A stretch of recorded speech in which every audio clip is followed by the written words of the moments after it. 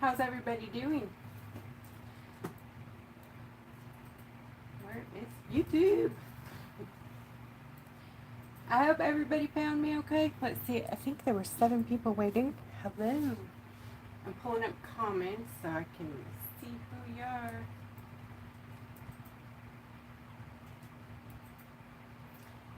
Yeah, it is so hot, you guys. So hot. My house, way too hot.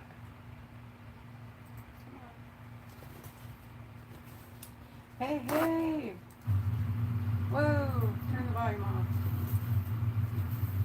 Hey. Hi, Connie. Hey, Deborah. Jen. Hello. Hi, Glenda. Lolo. Hello.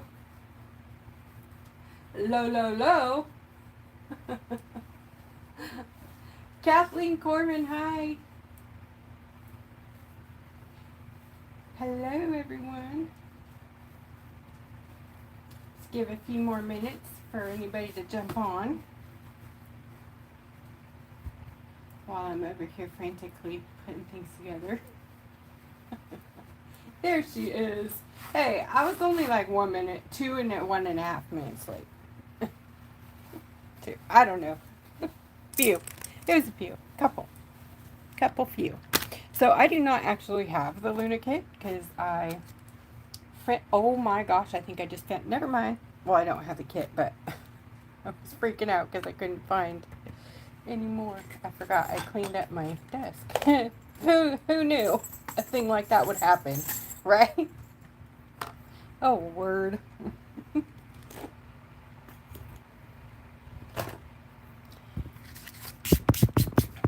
Almost done.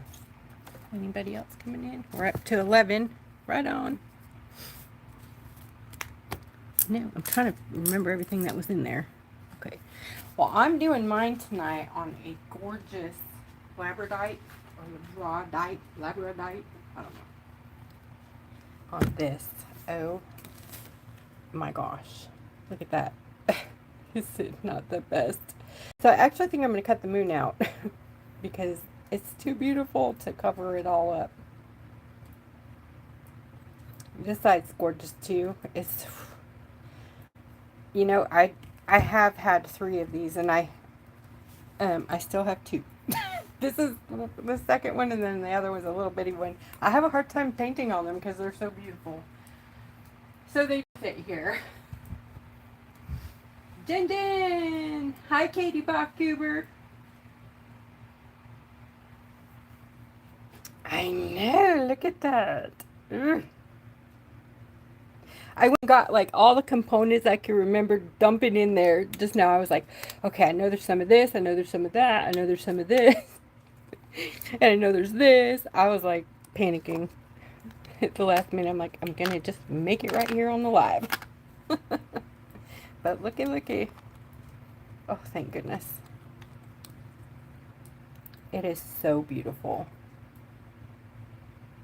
That was just a gorgeous series, and this winds up the Pollinator Series paint-alongs. This was the stone that I put in that one. It was the smallest of all our series, so it wasn't packed with a whole bunch of stuff, but it was a very reasonable price. What was it, $28 or something like that? It's gorgeous. So it had, doggone if I can remember what they were called now. This one was Lunar Ascension. What was that? It's green, blah, blah. Can't remember. Lime something. Lime Firefly. And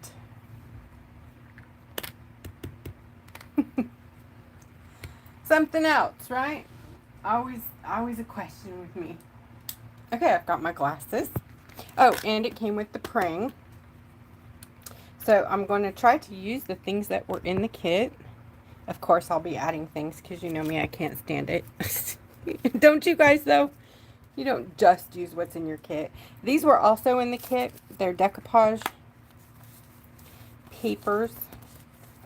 I think there's more flying around here somewhere. I opened it and they went flying. So, because my fans are on high, it's so hot. anyways, you can cut these, decoupage them on. You can trace them however you like. I also included some wings, and then everybody got one green triple layer. It's a butterfly because I couldn't find any moth, anything. So this I made like before I even made the kits. I made this for tonight. So I wouldn't forget. I taped it up there because I did want to do the 3D thing, but I'm going to spare y'all because I'm not going to do that tonight. But you could, you know what I mean? You could totally do the 3D wing thing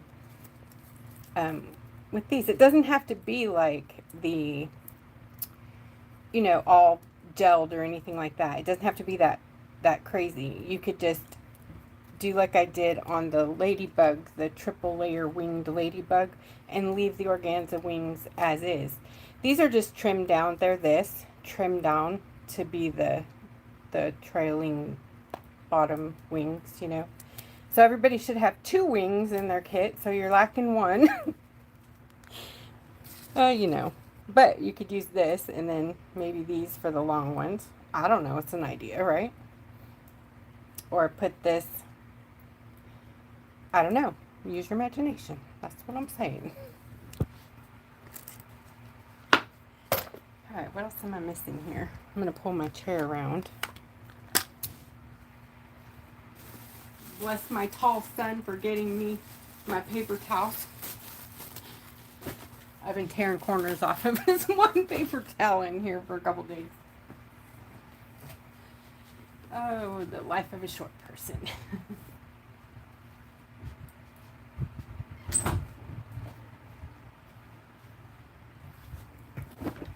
All right.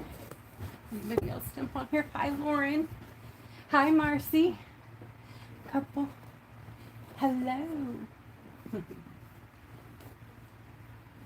All right, the chair is ready.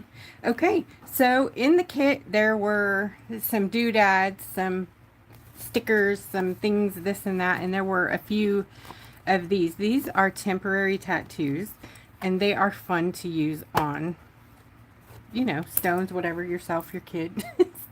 Stick them on your kitchen counter, who knows.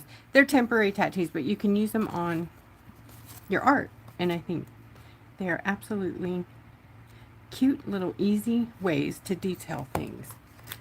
So I have one here with my gesso on it. Like on one side and this on one side. I thought I'd found one that would fit on here. Yeah, that one. Okay. So I'm just going to show you real quick how to transfer the temporary tattoos if you haven't before. Yay! Oh, they're at Hobby Lobby too? Cool. I found mine at Walmart, and I was just like, wow, at Walmart? It's so cool. Was mine the lotus? Yeah, it is a lotus flower, huh? See, I already had forgotten what it was. Like, all I know is it has shiny stuff in it. And that gets me every time. I'm like, oh, shiny, what? If it's holographic, oh, there it is. I'm all in. This crazy thing. Isn't that cool? And then last week I did the holographic wings in here. Oh, you know, I still have that here. I'll go grab it in a minute. Show you guys. So while we're talking about things that I made, on my private page today, not my private page, my personal public page, I have 2 pieces of art that I didn't share with y'all. And I created them in the last week while I couldn't sleep overnight. And they are here. But they're on my page. And they're up for auction. But these, you guys, were so much fun. And it just incredible amounts of like puzzlery. Is that a word? Puzzlery. These are actually 6 different DTF transfers. Then I cut out the pieces that I wanted. So this bronze Q here, these Qs, those are inlays. So there's a bronze heart, not bronze, brass heart right here also. I covered this one up because I couldn't make it work. But This one I just tinted with the red glossy shot. So most of these are done with glossy shots or satin shots. So I built up the flower, the petals, the skull, some of her hair with glossy shots, and then UV sculpting gel. I don't know if you can see the details on this. You see how thick that is, how tall these are? This was so much fun. If you guys know how I love builder gel and sculpting gel. Anyway, so all of these were, it was layers and layers and layers, and look at her glow. See how it looks like, you could almost, it's so nice to just feel the dimensions in these. Anyways, they're over there, and they're a story. So go and read the story, watch the reel. It's cute. And this is what it looked like at first. These are from East Coast Santorini. Heather, I don't know if she still has them, but that's where they're from. And whoever decides they want to adopt those two and take them home, they're going to get the additional third piece so they can do some art on it. So let the bidding begin over there. Private auction. Okay, so let's go ahead and transfer this on here. $3.99. I don't remember how much I paid at Walmart. I have no idea. So, do you guys remember temporary tattoos as a kid? Licking sticks? That's what we used to call them. But you don't lick them. No. I don't even think spit would work. It's not enough. Right? So, I like to use a wet brush. You always want to remove this plastic film right here. Because trust me, I have transferred so many tattoos to the film. Once you transfer it to the film, you can't use it because it won't come off there. So you want to make sure, it is a little sticky, so you want to make sure wherever you put it is where you want it. Okay, you can kind of see through them, so you can sort of line it up that way. Right, this is a bumpy rock, so it's going to be nice and challenging, which is what I wanted. So this gesso has been on here for a few days. With gesso, any gesso, my gesso included, you have to give it lots of dry time, because if you don't, it will just break apart, because gesso has lots of texture added to it. Oh, that was fast. For grip, so that your paint, it's made for your paint to adhere to it, or whatever you're working with. Like right now, we're working with the tattoo. That was quick. It grabbed it fast. Let's see.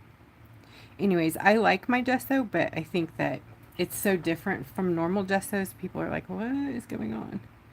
It is a fine tooth gesso, so it's very velvety when you're putting it on.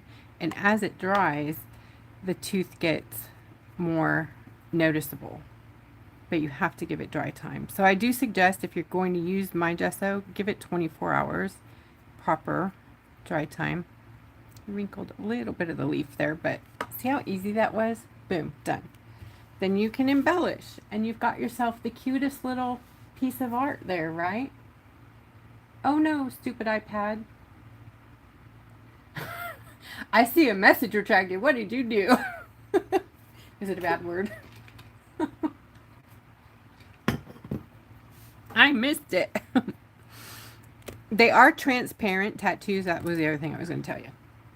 So if you wanted to use them on like this stone, it may not work, because while I thought it was a good idea, I forgot that, you know, if you try to put it on a dark stone, see how dark that is? It's just not going to show up. But if you wanted to, you could sort of put tracing paper under there and press really hard around your thing, and then do either a white coat or gesso or whatever in there, wait for it to dry, and then transfer it to there. Then you'd be able to see it. But coulda, woulda, shoulda. It's too late to turn back now. So with the decoupage, These you want, there were directions on most of them. I ran out, so some packs didn't get it, but you want to spray these to make sure that there's no bleeding. And then I would recommend 2 to 3 coats of Rust-Oleum 2 times matte clear. This little guy, love it. You just give it a minute or 2 to dry. Do it again. Same thing, same thing. Then you want to let it dry, like let it really dry. I know that I'm such a contradiction on live. I do things totally fast, and that is not my recommendation. I do recommend that you give it, you know, proper drying time. Generally, it's, you know, the can will tell you, let it dry 24 hours. So I know that it dries really fast and it feels like it's dry, but that doesn't mean it's really dry. The longer you let it dry, the less likely it is to bleed. Also, if you do, see there, that's how it bleeds.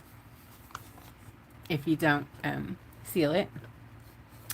They're inkjet. I use an inkjet printer, and I actually prefer that because I love watercolor, and I love the way these kind of turn into a watercolor painting if you're careful about where you're placing your watercolor.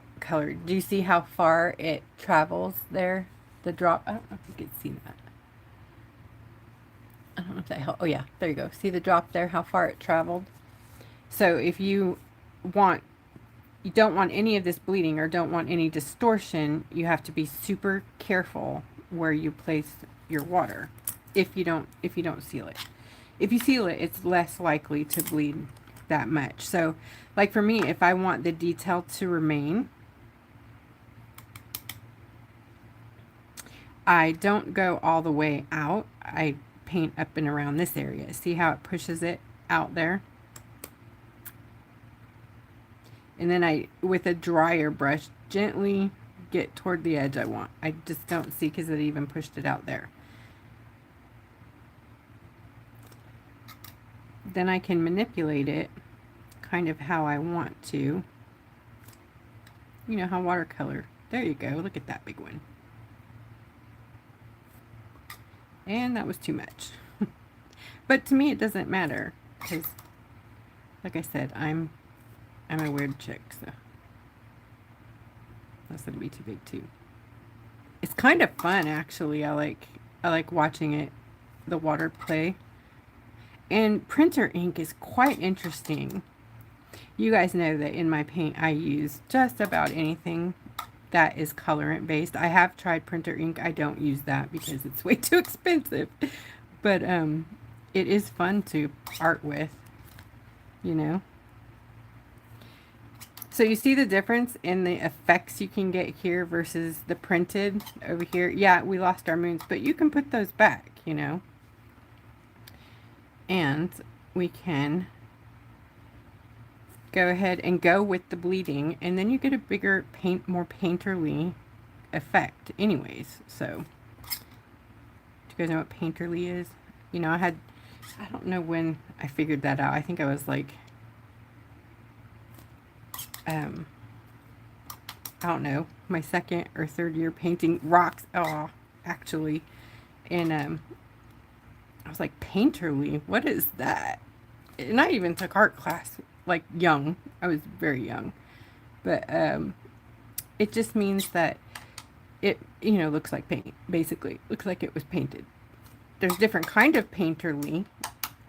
Like there's, you know, the,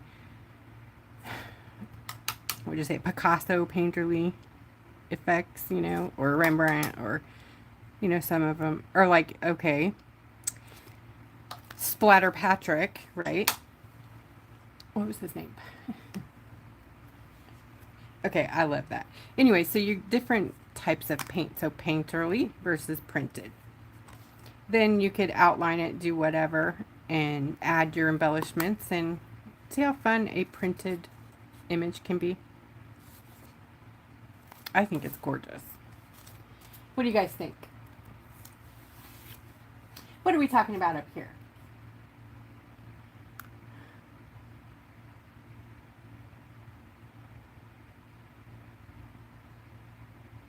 Yes, Marcy, thank you for bringing that up. Marcy brought up what labradite or labradite. See, I don't know how to say it, but I did know that it, if you can read in the comments up there, it sparks your inspiration and creativity. Pretty cool. And it wraps you, would you say, in a cloak of protection. That I didn't know, but I did know that it is known to spark creativity. So artists, when they get artist block, a lot of times will, you know, approach their labradite separately. So I'm going to start by taking this moon out and hoping I can do something with it. I really wanted to do the moon, but I think it's just going to take away from the natural beauty of this gorgeous stuff. Eek, sorry, I just knocked my recording equipment into next year. So I'm gently, so I don't damage the stone here, going to cut around my, oh, this is a washi print. I printed the image, just the outline, like just the very basics of this outline are printed on here, so that I could paint it myself. I do use color sometimes, as y'all know if you've watched before.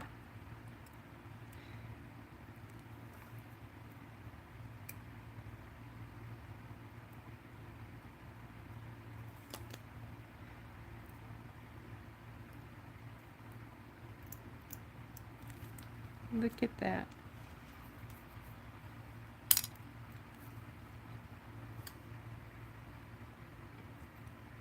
So that's going to work just fine, I think. Probably not the straightest cut there, but I might be able to round it out a bit. You know, if I take my glasses and put them on my head, or on my face instead of my head.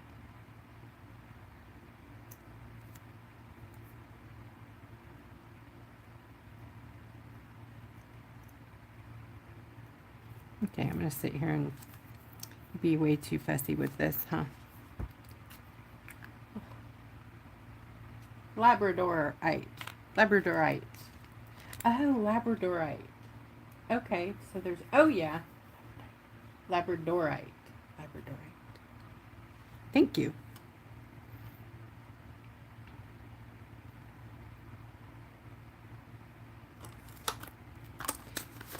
You know, I'm just ridiculously right-handed, so everything lands on my right side, and I'm always working in like this little inch space because I have 14 things piled up over here. Sorry, sorry, sorry.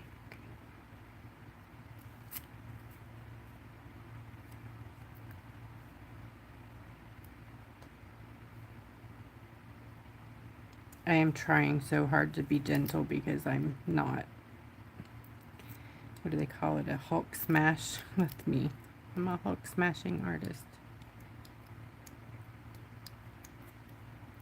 So what do you guys think of the 3D gel cards? Honest opinions.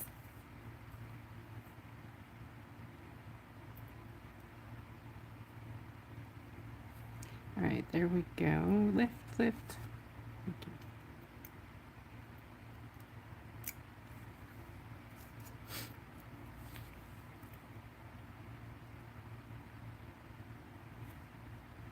I'm also working on, from the bee kit, the hexie or flower or whatever you guys got in yours. I had a hexagon with brass inlay in mine. Trying to grab those here. I've been working on these too.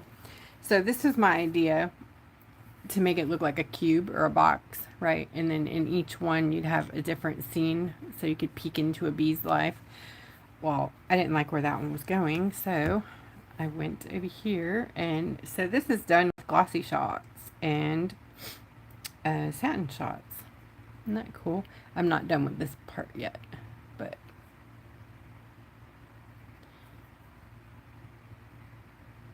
it's a very fun, rewarding way to paint. I just love it. It takes a long time, but it's very sticky.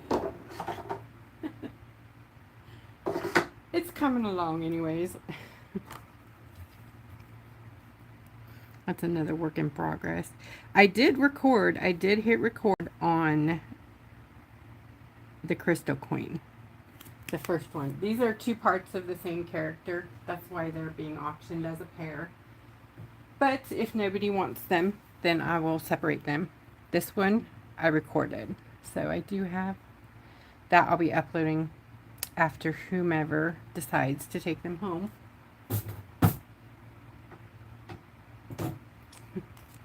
Just in case they decide to gift them or something.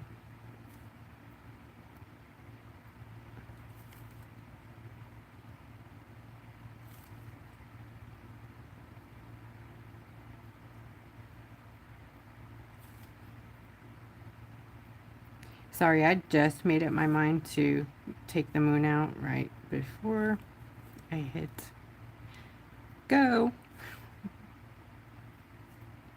So I think I'm going to paint the washi sticker with the Prang watercolor.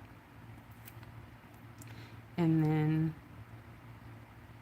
see what we get. If it's going to be too transparent and be black underneath, then I'll go ahead and use acrylic. But oh, what am I doing?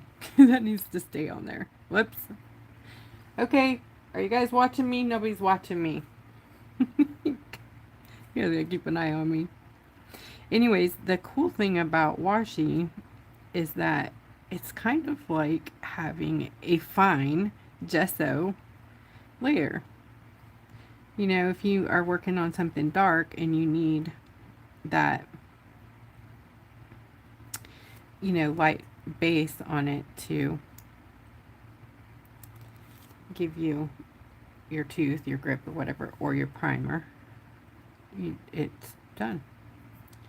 Boom. As long as you seal your stuff real good, it's a good quality option there. Now to get it off without sticky staying on the rock, stone slab. Ooh, good. Okay. I think I've done it. So now we just gotta be patient. Thanks, Jen. Thank you. Sandy Hook. Right pocket. Okay. That's where you keep your stones to... Oh, I'm so glad, Glenda. Yay! Glenda asked for some transfers, so I made her, I don't remember how many, but I made her full-size sheets and then some smaller ones. So thank you, Glenda. It looks like she's going to be sharing those. That's so cool. Thank you. Yeah, that I just love these washi sticker transfers. So it's cool. Y'all get to try some and let me know what you think. If you're lucky enough to get a Glenda box, holy moly, those are something. I got in my Glenda box. Isn't it beautiful? And I keep forgetting to bring him in here, but I got a Furby too. I got a patriotic Furby in my Glenda box. You guys, I was like having nostalgia fever. When Furby was all the craze when I was in grade school. Well, maybe a little. Yeah, grade school. I'm pretty sure it was grade school. Anyways, we all had one, and we'd get in trouble daily for having our Furby at school, and we would try to explain to the teacher that our Furby, it's what are those things called, Gamaguchis or whatever? We considered it like that. Like it's our kid. We can't just leave it at home. I did not stay in the line here on this side, so I'm going to fix this.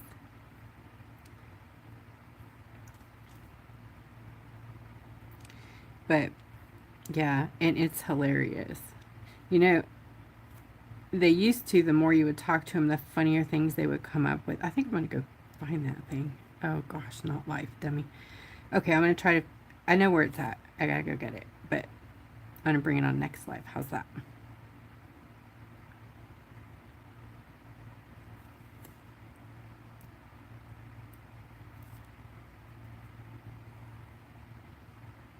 It is definitely the entertainment in the house.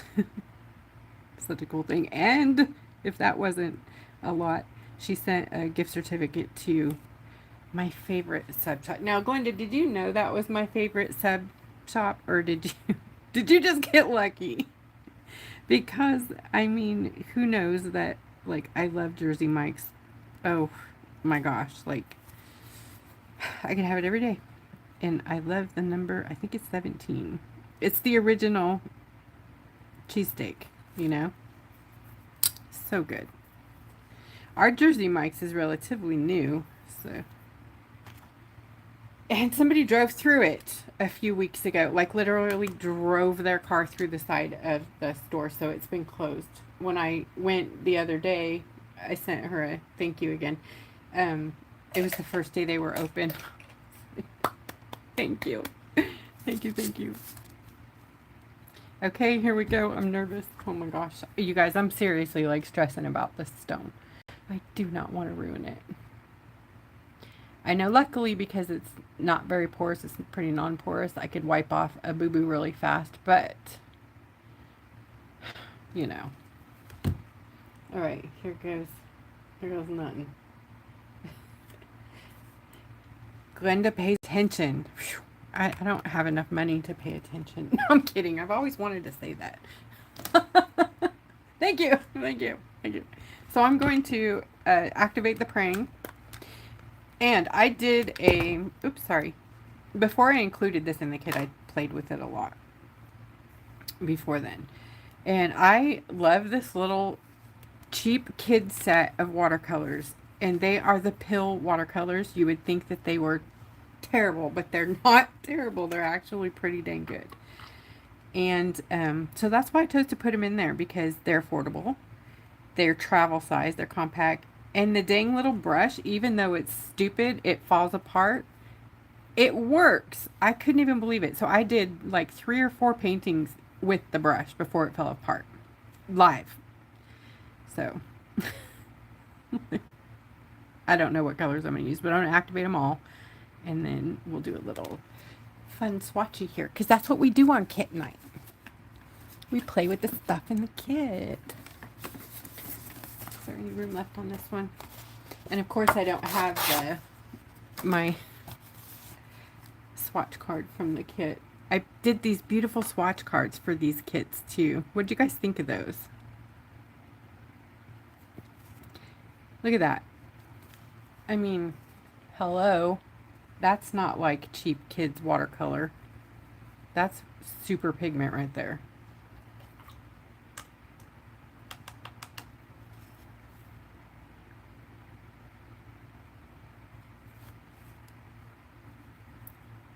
Wow, just wow.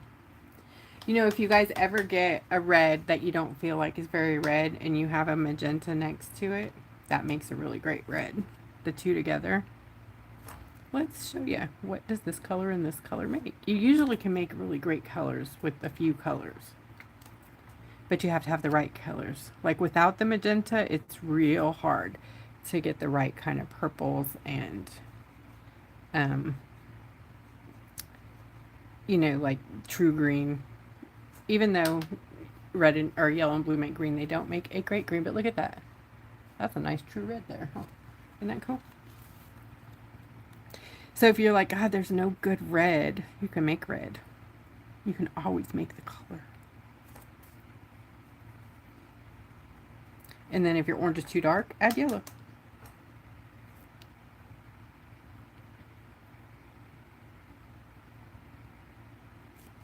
Yellow. Even the yellow is, look at that, super pigmented.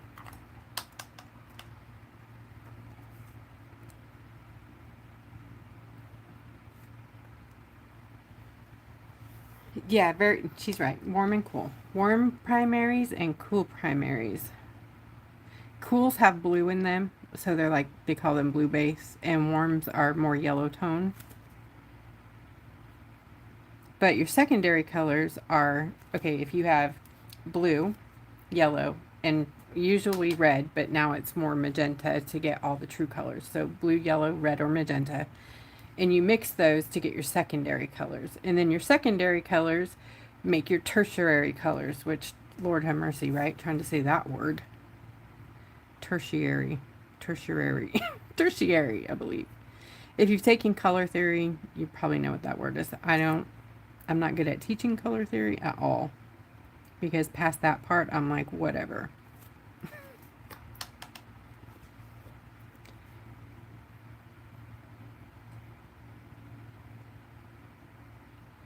Like, this is a tertiary color right here. Like the aqua and purple. What's another one? Brain broke. Hi, Melissa. Sky blue. That's basically blue mixed with white. Like pink. You know, pink is one of those weird colors. Like, I'm not exactly sure wherever pink came from, but pink isn't really a very pretty color when it comes from red. Red and white make pink. Not really. Red and white make basically coral. Not coral, but like a weird pink. That's like ultramarine.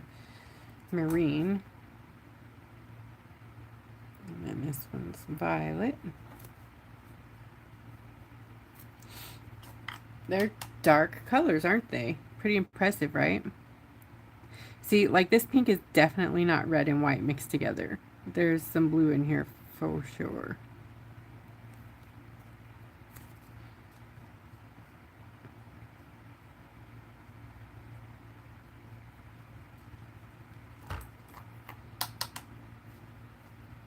And this palette has a skin tone in it. That is the coolest thing, because it really doesn't matter how dark of a skin tone you want. It's always nice to start with a base that is something, other than just yellow, brown, red, or blue, when you're starting for a skin tone. Me personally, I like using neons to make skin colors. I know people are like, what? You would be surprised. Other than the regular, like, neon 6 colors, you can make practically any color with neon also. So the white is basically a tint. It's not like super duper white unless you use it really kind of dry, like a thick. Then it will cover pretty good. It's definitely titanium. It has a nice gray titanium tint to it, but it's good. It's a good white. I mean, look at that. It's like white out, right? Night, Lori. Oh, go turtle, go save the babies. Save the babies. That skin tone looks awful orange there. You guys got to know that these colors aren't actually true compared to what I have. For some reason, the monitor, I don't know what they look like on your monitor, but things are always way skewed in the color up there. But this skin tone is like a peachy color. Definitely not up there like the ochre that it looks like on my monitor. And this is basically like a sienna brown. A really deep one. Look at, you guys, have you seen such rich colors in kids' paint before? I mean, they're like opaque even. Not even, I mean, I don't know. Sorry, I get excited about color. And then the black. And then there was the black. You know that I'm a black snob here. Look at this. I had nothing to do with that black. Complete coverage with the black. I mean, these are watercolor. And yes, I'm going to get into the Paul Rubens watercolors that some of you picked up at the table sale. We're going to do those soon. I promise. Because I still have to get some feedback from you guys so I know if I want to go all in or not with the company. So I'm going to start with the Prangs. I'm going to switch brushes. Oh my goodness. Why does my little moth look all lopsided now? Little, big. What's it doing? Is it? Oh, I think it's because it's curved into the moon, huh? I need an example. There it is. It's kind of the example. These are posted in the group at Creative Rock Art and Foil Techniques. And in the event section, you can find this event and past events that we've done. If there's any videos posted there, they auto delete if they were live on Facebook after 30 days. So you can find them here on YouTube. Yeah. So if you want access to the visuals, you got to go over there to the group, click join or request membership. It's a private group, so you have to answer the questions. Make sure you answer the questions because it's not automatic entry. We just want to make sure it's not a bot or a troll or a whatever else comes our way. Just want to be careful. So I'm going to start here with a disposable palette, which you can use sticker backings, you can use wax paper, whatever, or you can use an actual palette. I just like these because they're easy to mix, you know, real quick. You can mix paint up on real fast. So I'm going to make just a little bit of a couple colors that I want to see here.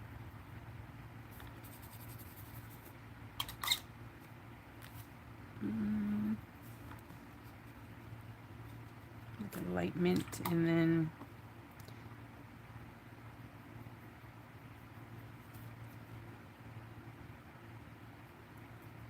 blue is really strong. Okay, some more white. All right, berry sheer. Okay, I'm going to start here. Now I'm making them brighter because I think it's going to get dark on here. Can you guys see okay?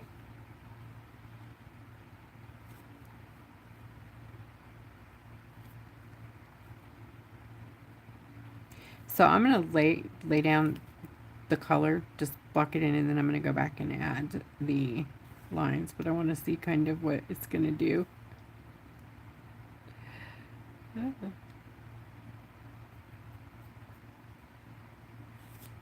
I think it's going to work. I think it's going to be nice.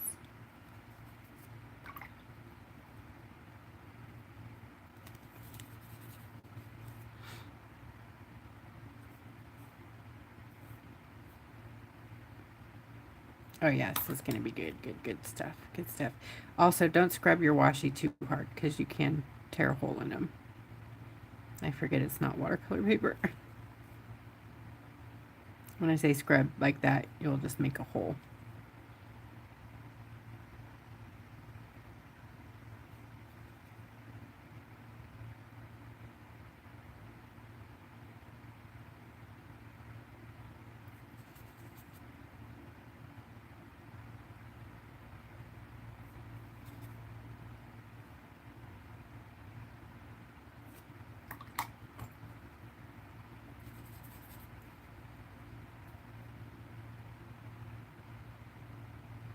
It's going to look a lot different when it dries, so I'm hoping that it will give it, you know, a little bit of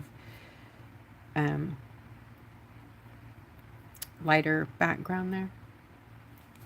Oh wow, there's a glare. I'm going to turn the flash off and see if that helps. Yeah, I don't know. I'm going to try to add this part first and then go back. My brush is right there. It was really pretty dry damp, I guess.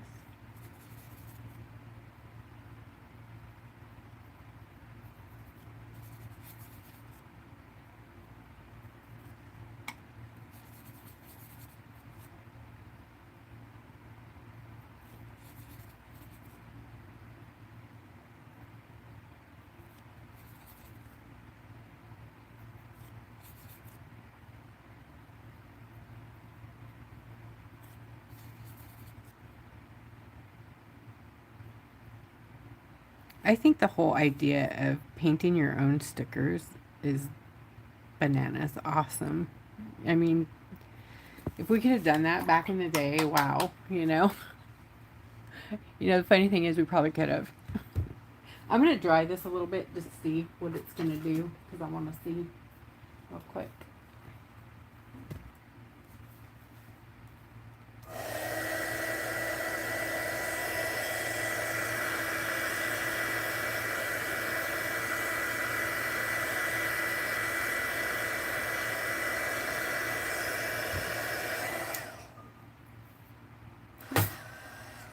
Yep, it's a lot. It's bright, nice and bright. Isn't that cool? Woohoo! We win, we win, we win. Yeah, I know, I went down too far. But that's all good. Because I have some no bleed white over here. We'll get that out in a bit. Okay.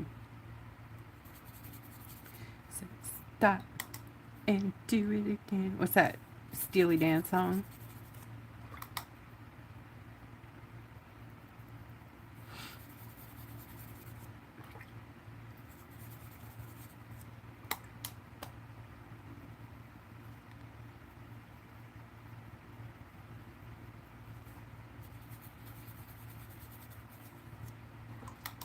Go back, Jack, and do it again, and wheels turning round and round. There it is. I knew I'd get it if I sat there with it long enough. That didn't take very long. So, if you guys have talked to me also, or listened to me babble on a text message, which I generally, that's how I communicate because I always got my hands in the paint making it or painting something. There's always crazy loud music in the background. I want to say I'm sorry, but that's how I keep my head centered. I know it's crazy, but I have a very loud mind, so I got to keep singing in the background, and I don't have like a preferred genre, so I know one day lately I've been into what I call ridiculous music because it just is. It's really ridiculous. But I think I heard that it was called Dirty South. Does anybody know what that is? The Dirty South music. It is dirty, but I'm not there for the dirty part. I'm there because it's it's like country rap. I generally am not a huge rap listener, but I do love the rap get down, you know, like the beat, and it just keeps, not all rap, but it's got good like move your butt rhythm, you know. Keep yourself moving. I listen to like Mr. International Pitbull. He has got some of the greatest music. It's very much like makes you want to go and salsa or something like that, you know, just get really busy in your body. It's good. Anyways, so lately I've been like, I keep forgetting that there's like some foul language going on in the background. So if I've hit you and there's some swearing going on the radio, I apologize. Just wanted to say that because it's not intentional, I swear. I'm not even really listening to words. It's about the sound. You guys there? Anybody out there? Here we go. Pink Floyd. Is anybody out there? See, I love them too. I really love classic rock a lot. A lot, a lot. Pink Floyd and Led Zeppelin get played around here on the daily. My son loves them too. And that makes me so happy. That's more yellow over here. I'll be adding straight blue here in a bit.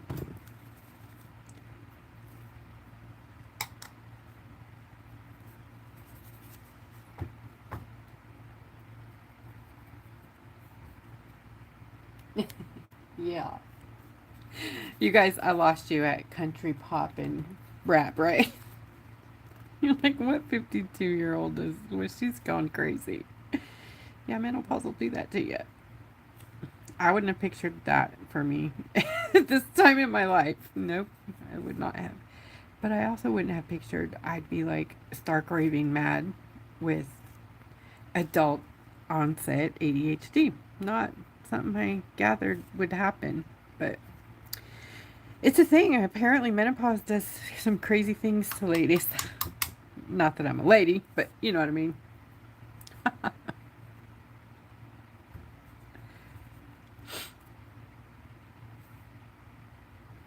Okay, some blue. Nope, some green.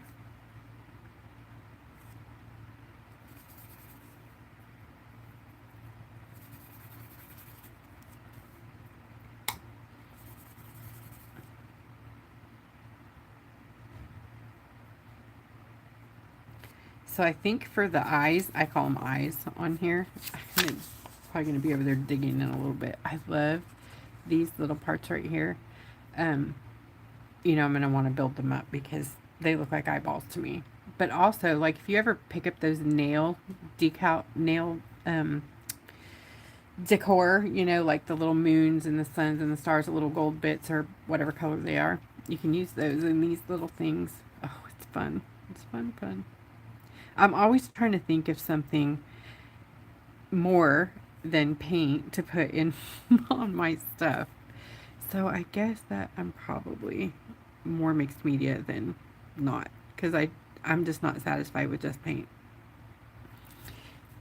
I don't know. It's like being all dressed up with no earrings. Hello. Or no purse or no shoe, you know. No. It's not working for me. Today I won't accessorize because I don't even put on heels. I don't even own a pair anymore. But back in the day, when I was jet setting with Chanel, I had every shoe you can imagine. Under the sun, I had more than 60 pairs of shoes, boots, whatever. And a few awesome handbags. Not anymore. Right now, my brain cannot even fathom, you know, that kind of life. It's just so hot in Texas. All I want to do is, honestly, I want to go join a nudist commune and just, I'm too hot. I am way too hot for life. Too much. It really influences the mood too. Like, I wake up in a really bad place when you can't sleep at night because you're so hot. So I come in here with popsicles and my fan on high and paint until I can't stand it anymore, and then I go to bed. Now I'm going to add some just straight blue kind of in here. Well, not straight blue. I think I added a little white in there. I don't remember. Just kind of drizzle it in around places. I'm going to re-wet it just a bit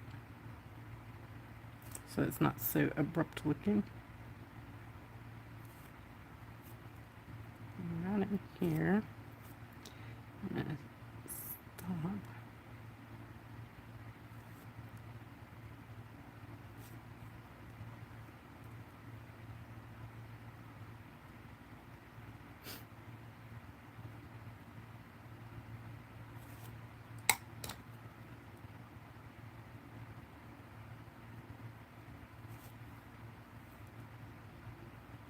There's a little section here.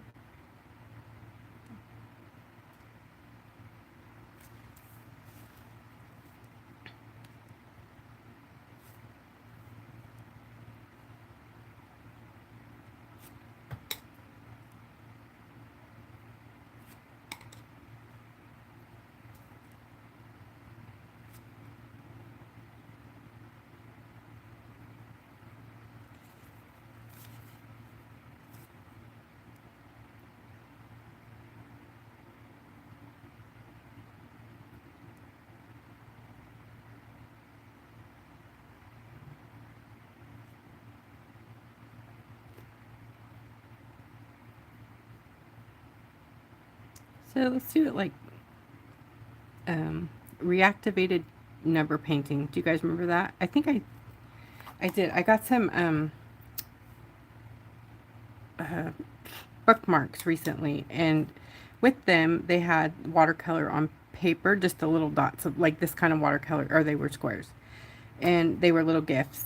And you guys, they, again, another nostalgic thing. When you were a kid, do you remember the coloring books or the painting books that came with like the little bits of color already on the paper? And then you got it wet and you moved it around and it painted. It was like magic. That's pretty much what I'm doing with this watercolor. I'm putting it down and then I'm going to move it where I want it with a wet brush instead of trying to, because I don't want to scrub too hard on the washi sticker. So this is a nice way you can move it around, just like I showed you on the printed ink. So can you see the pattern now? We're finally getting somewhere here. I'm just showing there, but so you're just trying to move the color out of the way. See? It's so cool.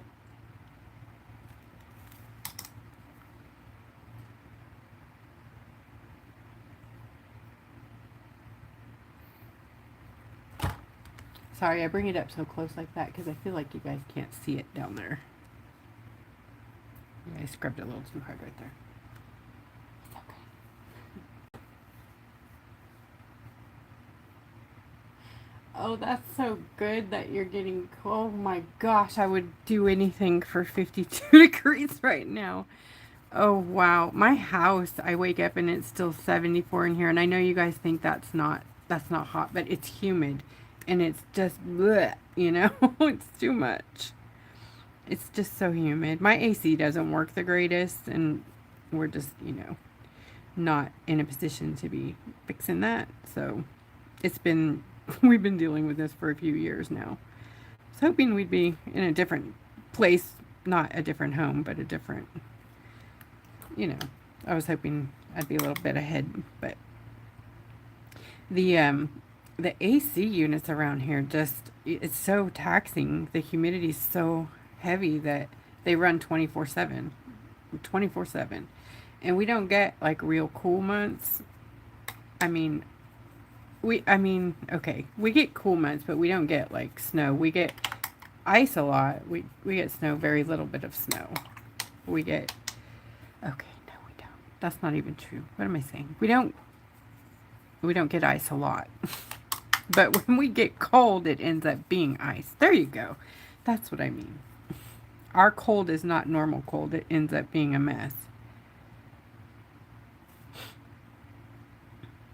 Yep, I'm just going to do this like that.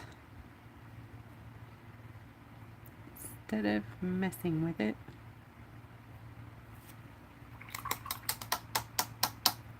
Yeah, I'm impatient. Gather. Yuppers.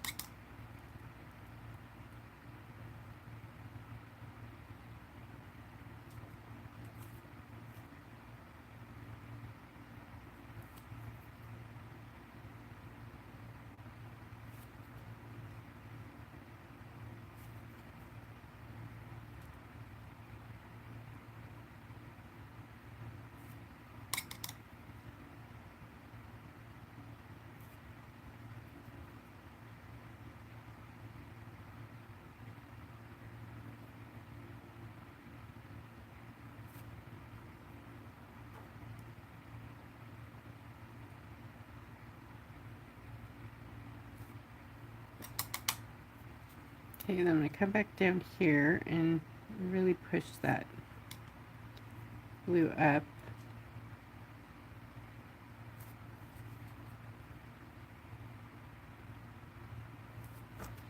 There's a lot of water. Okay, cool.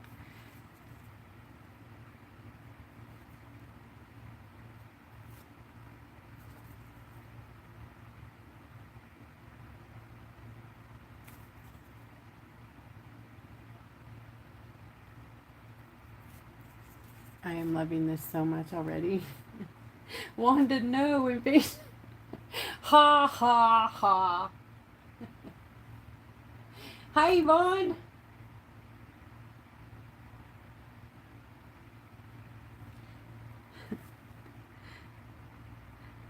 Oh, I mean, my house is 15, 16 years old, almost 17 years old.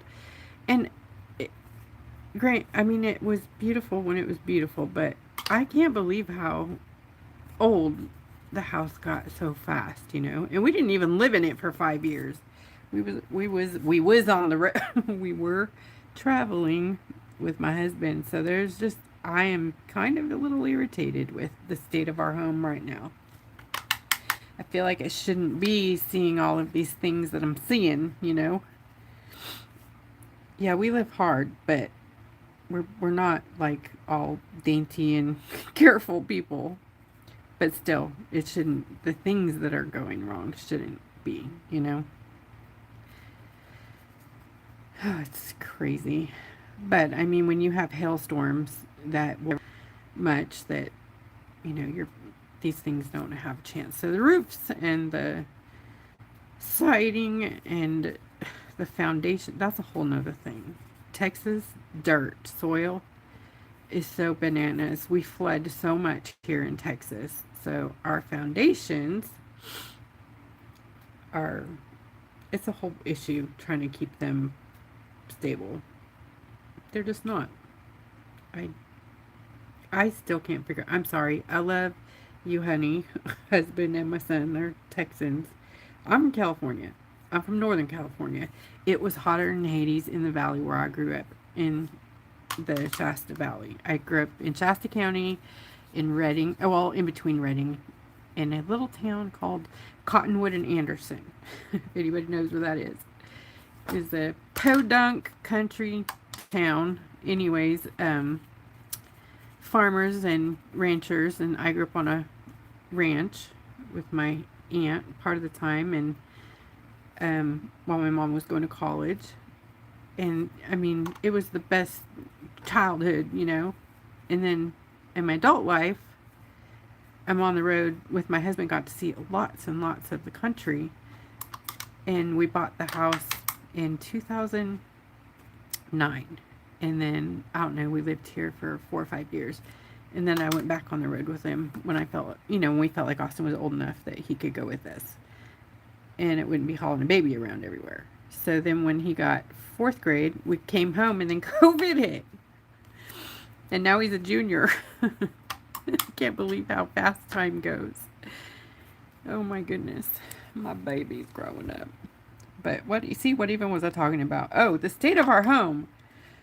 We came home and it was like, what in the heck is going on? I mean, we had, the house properly closed up, and oh boy, just no. It was crazy. Hi, Allison.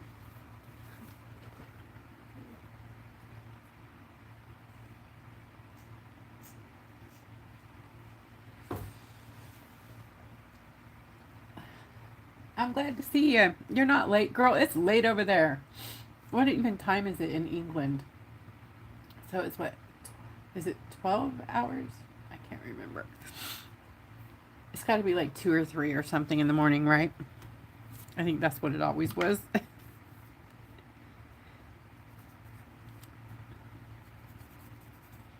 So I'm going to make some gray. I think I turned my white to a nice creamy color over here. Okay. You know what? Yeah, we're going to go with that creamy color and reactivate my watercolor.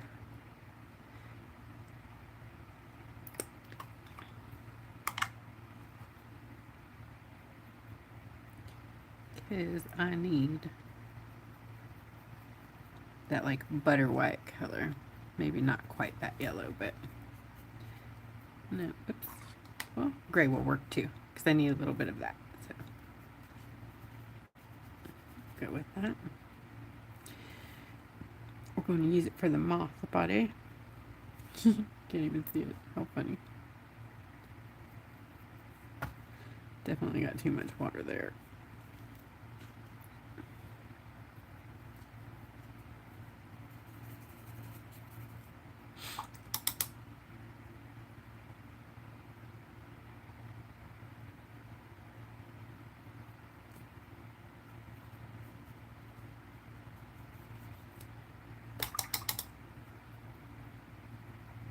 I'm going to grab some of that so it's not so yellow.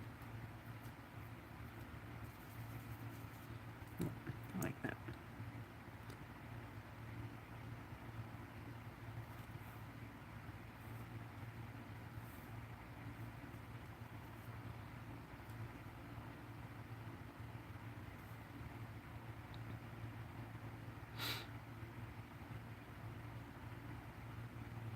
And let that dry a bit.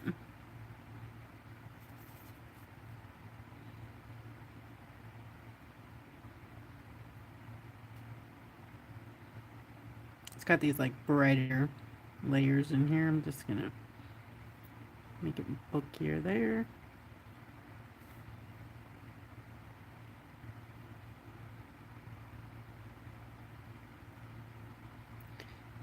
And up in here, whoops.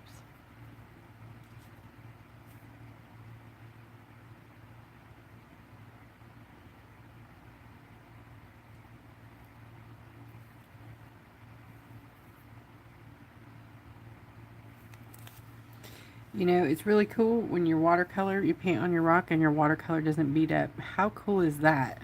That is cool to know. Out there. You could probably paint this whole stone just straight up on the stone with a watercolor. Did you see that? That is right on. Wow. So it's almost like porcelain or ceramic. I did not know that. I was worried we were going to beat it because I wanted to do some stuff in the background. And now I'm all excited again.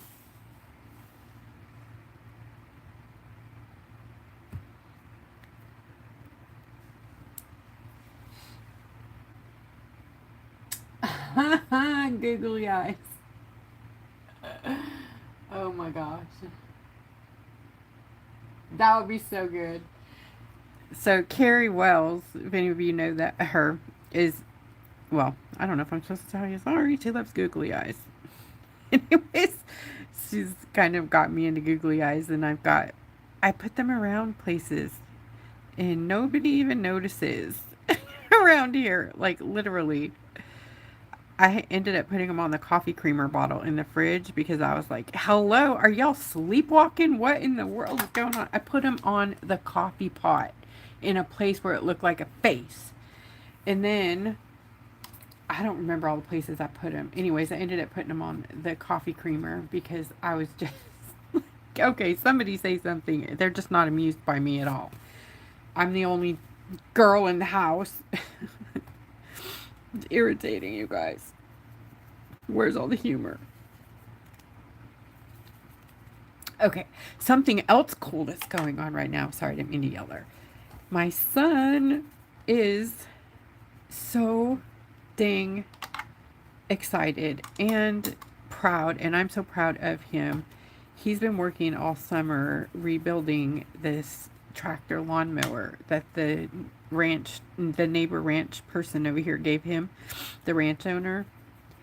It was just sitting out in the ditch, and he is all about big engines and motors, and he understands all that. Like, literally, he's one of those people who can go to class and just be, I don't know how he does it, but he just knows stuff, you know? Like, he doesn't have to study a bunch. Man, I struggled so hard in school, but he's gifted that way. Anyways, and things like this come naturally to him too. So he can just look at a thing, take it apart, put it back together, and know what in the world it's doing. I don't understand it, but he does magic things. Anyways, he rebuilt this thing with, you know, he's been working for me and for some people in the neighborhood mowing yards with a regular lawnmower. And, saved his money, and he's been buying these parts for this machine that is, old. So he's got it going. He was out in the street yesterday riding around on it because it's running, and I got a video of it. I'm going to post it on my page, on my private page tonight. And it's so something, I don't know what the word is, but watching your kids, I know y'all know, watching your kids, first of all, explore something, master it, and then bask in the reward of, finishing something and then playing with it. It's just so rewarding, I guess is the word. I'm not articulating well. I want him so much to be an engineer, and he wants to be a welder or a mechanic. I'm like, okay, all right, you can do it. And I'm okay with that. I am, if that's what he wants to do, but I'm like, please go to college. Please go to college. He so wants to be a welder. He just loves that stuff. And he's big in FFA around here. He's the treasurer this year. Or no, I'm sorry, he was treasurer last year. He's a reporter this year. And he's on the competing team, so they travel a lot in the spring. And he's one of their, top performers for the whatever it is he tests on. I'm sorry, buddy. It's something to do with plant identification and farm business. But anyways, he was trying to get the tractor. There is a part of FFA, it's like tractor engineering or something like that, but they didn't bring it to this school. So he did try to get it to come here, but no luck. Anyways, that's what he wants to do. He wants to be involved in all the big stuff, like the big boy toys, big engine trucks and machinery, and like he's big time into big haulers. Like my brain has taken a complete leave. When you're on the highway and there's all kinds of trucks out there. The truck semis. Oh my gosh. You guys. It's terrible losing your brain. I was doing pretty decently earlier, but not now. So this is basically black mixed with white with skin tone. And then I'm adding some purple in here for the little highlight details, I guess.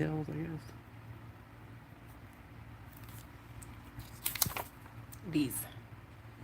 Not that I'm gonna get that. I'm not gonna get that close to perfect at all. But I think it's coming along. What do you think?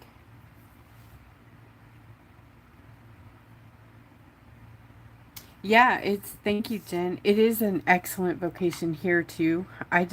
He's so smart, and I'm not saying they're not, you got to be smart to do that kind of stuff. But I mean, he's like that. He's in gifted and honor classes, and he's like, can probably choose where he wants to go. He's already being recruited. Last year, the year before, they started recruiting him at the bigger colleges, and he's just like not even interested. Okay.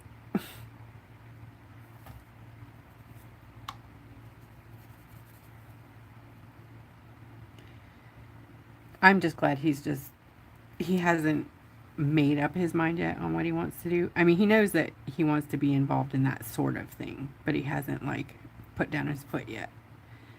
As I can tell already, he's not going to let us plan his future, and I'm glad for that. That means I never had vision like that. I couldn't have told you what I wanted to do when I grew up. I was not supposed to ever be able to have kids, but So when I found that out, I was pretty devastated because all my life I really just thought I was going to be a mom. I mean, I don't know, that's all the women in my family pretty much were moms, but my mom was a nurse and I certainly didn't want to do that. I just had no desire to be in that. No, no, no. I'm not good with that kind of stuff. As a matter of fact, I kind of fall apart when you know, things go all bad like that. I don't know. She loved it. She ended up working at the VA on the psych ward, and that was not really a good move. But she was there for 15 years, and then they had to retire her because I mean, you go nutty working. You know, it's hard to maintain your own sanity when you're trying to help others who are dealing with such horrible PTSD, and I don't know how she did it.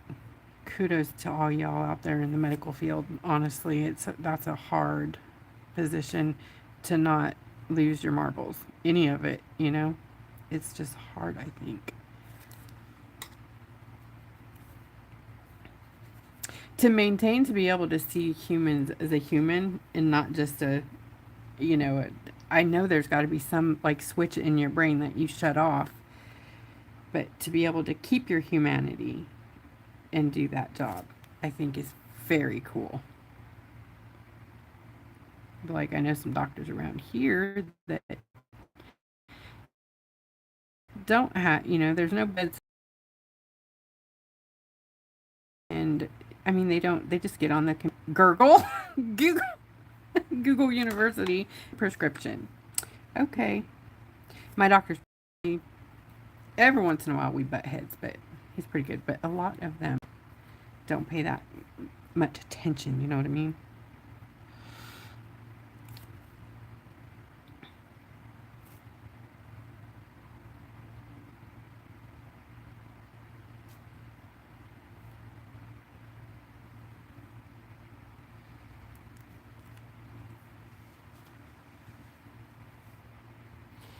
Oh, Glenda, I do not envy that girl. Think that's a hard. Wow, kudos to you. You know, whole seniors and death and dying thing. Let's talk about that for a minute. Let's expand on that, if y'all don't mind.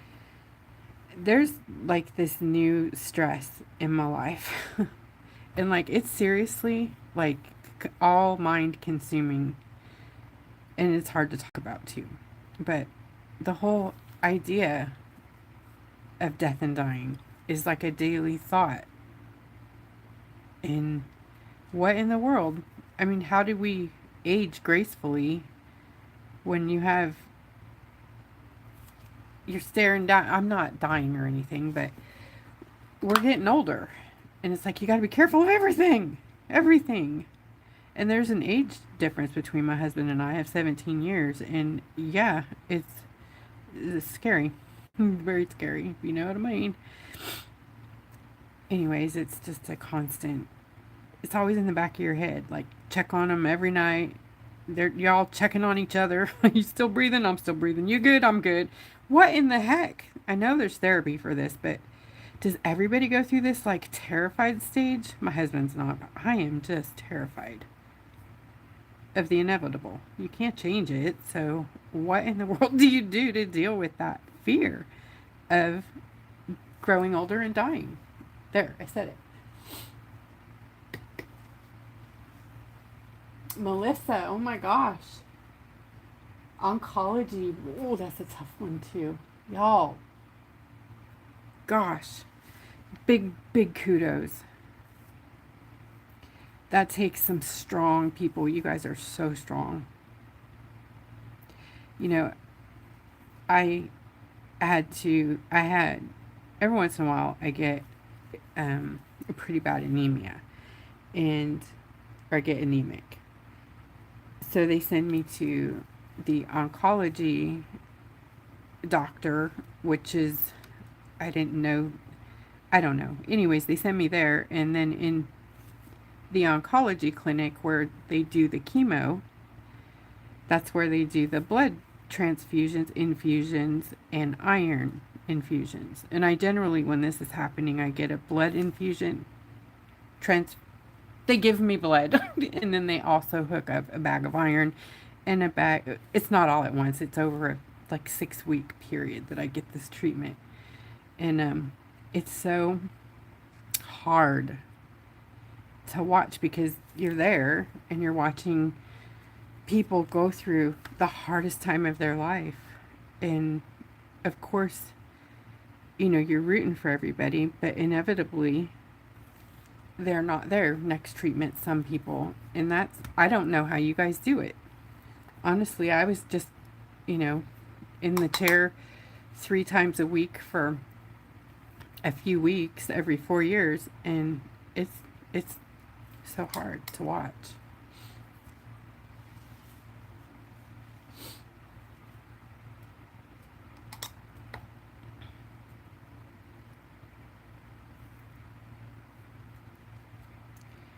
Okay, and then there is a line. Oh, you know, I'm gonna delete that line here before I go crazy.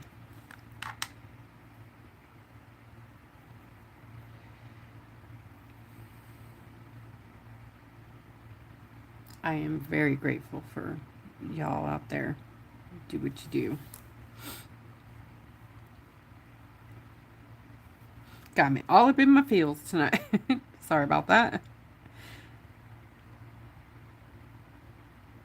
I think I'm gonna have to grab some of the no bleed. Maybe this might actually do it. Wow. Go Prang. You got your game on.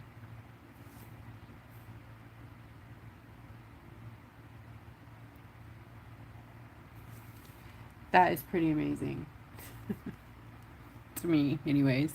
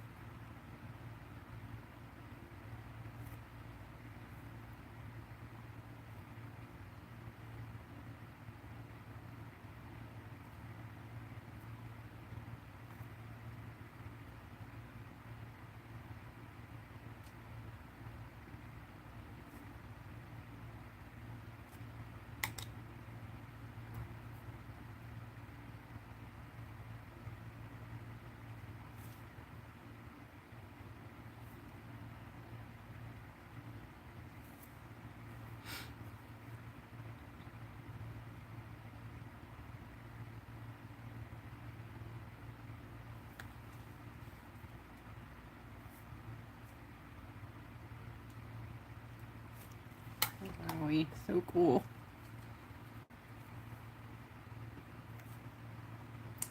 Yeah. Oh, for sure, Glenda. I hear ya, but it definitely takes. I wouldn't want them to die alone either. It just takes a very specific set of skills inside a person to do it. Like I could do it, but I would be emotional with them, you know, and nobody wants to see me crying all day, but I don't have like that stiff upper lip, you know, where I could maintain composure. I would just be crying with them, you know. Of course, I could be, hopefully, I could be professional, but I don't think I could. You know, I think that it would turn into me being very attached to people a lot.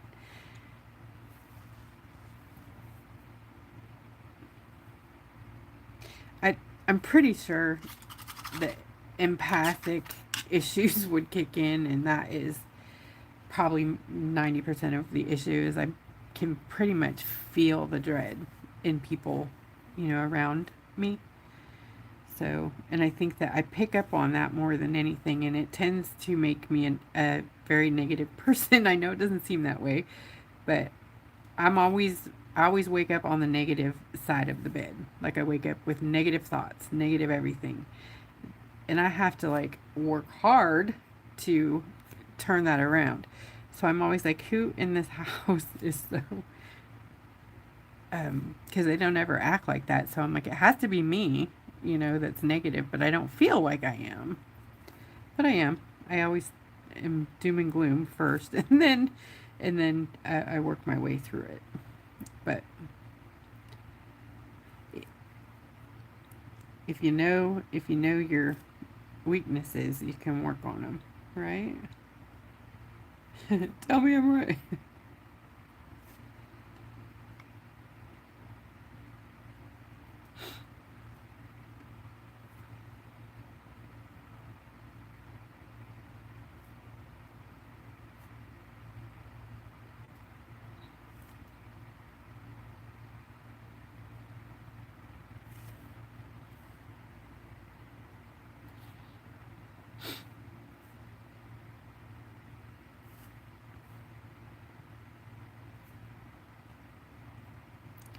I think it's going to be hard to imagine this is pretty much going to be done with watercolor. Isn't it cool? No one's going to believe it.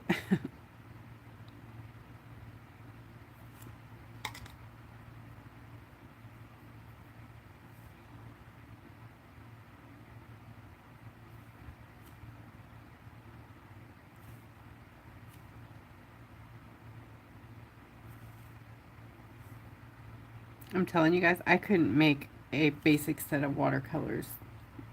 That's one thing I have real trouble with making. I can make the most beautiful shimmering, gorgeous watercolor, but you get me working on these regular matte paper. Oh, I'm terrible. I'm terrible because I don't have patience. It's a lot of shoulder work to make these. You have to mull and mull and mull, and when you don't have big machines like these big companies, I mean, you're talking a lot of labor, lots and lots of it.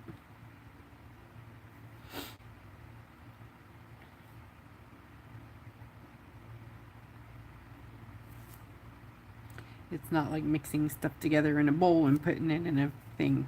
It's a lot more to it. Speaking of, what do y'all think about anybody interested in learning how to make watercolor? I was thinking about offering a course. I have a little kit sort of made, that just a temporary one to see if I liked it. But it includes like a glass plate, the muller. It'll have, some pigment and the little watercolor pans, these things with some magnets and a tin. So it'd have everything you would need to make like your first set. And then of course you'll have the glass and the muller and the spatula, the palette knife. Oh my word, my brain. All that will, still be there after you finish. So I don't know. What do you think? Anybody still want to learn that? Or are you guys like, nope, not interested? That's the way it kind of went mainly. Everybody's like, no, you make it. I don't want to make it. You make it. I'm okay with that too. Just not doing it. So when I teach you, it will definitely be mica or chameleon or something up in there, because those are a lot. They're not easy, but they're not like totally difficult either. They're just expensive.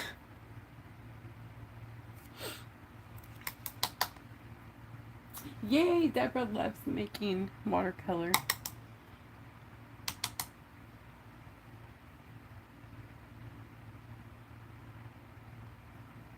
Oh, I do lots of video clips, Glenda. Absolutely. Yep. I do definitely show the the mixing and the blending. I did a lot more of the mulling videos. I'll have to pull some of those back up. of the watercolors. But yeah, when I'm mixing and doing the molding, I usually grab videos. I pop them in there, so if you ever want to see those, you just hit the my Facebook. There's some here on the shorts on YouTube, but most of it's on Facebook in the Reels section. And they just bury it now. They don't give you a way to like organize any of that. I mean, it could go in an album, but you still gotta dig through everything. So they're just in there. And I post a lot, so they get buried. I need to do it on my Instagram. That will be easier, but everything I post on Facebook gets posted to Instagram pretty much. If it's on my regular page.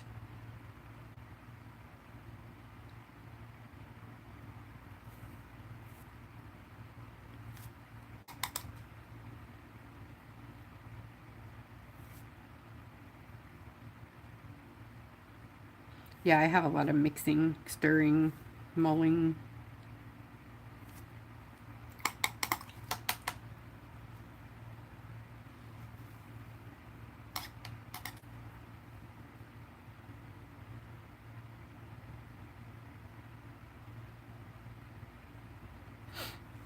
I was doing a lot of packing videos there for a while too, because people were like, I want to see how you pack your boxes.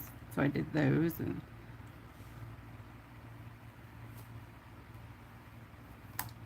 then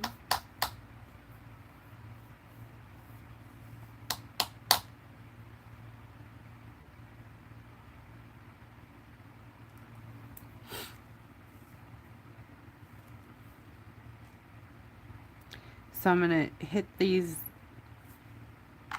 I don't know, these portions in the wings, and then I'm going to go back with the darker line. Then I'm going to start adding the fun bling bling. Oh, and finish the body. Yeah.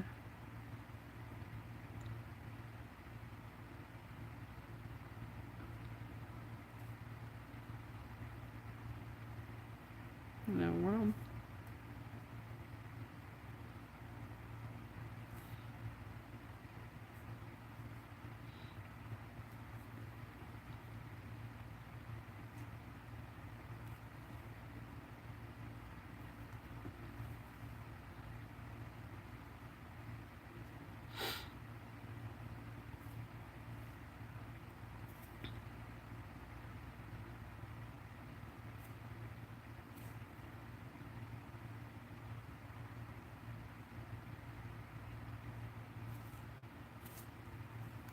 There's like a V here. Oh, sorry for the autofocus. Let's do this.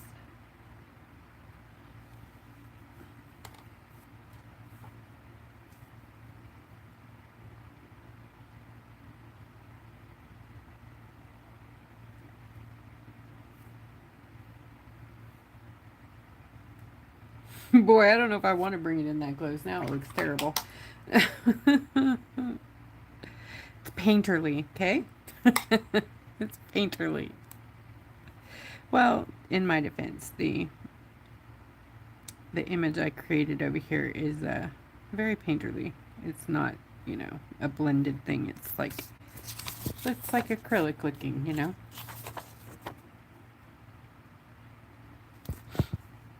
I like it.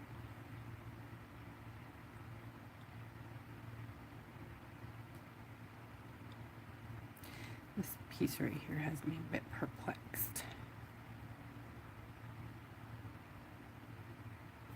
Oh,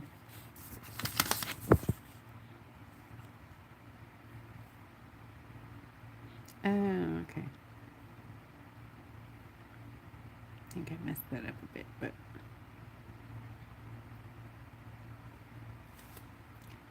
my fan is drying my paint out too fast.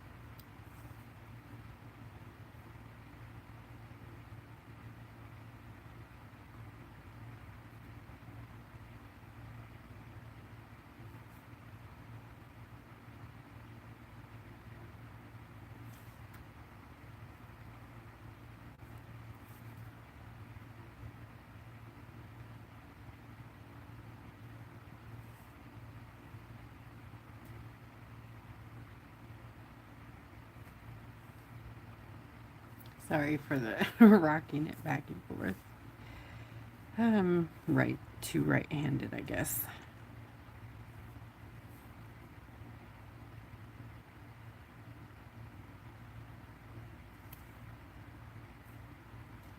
Yep.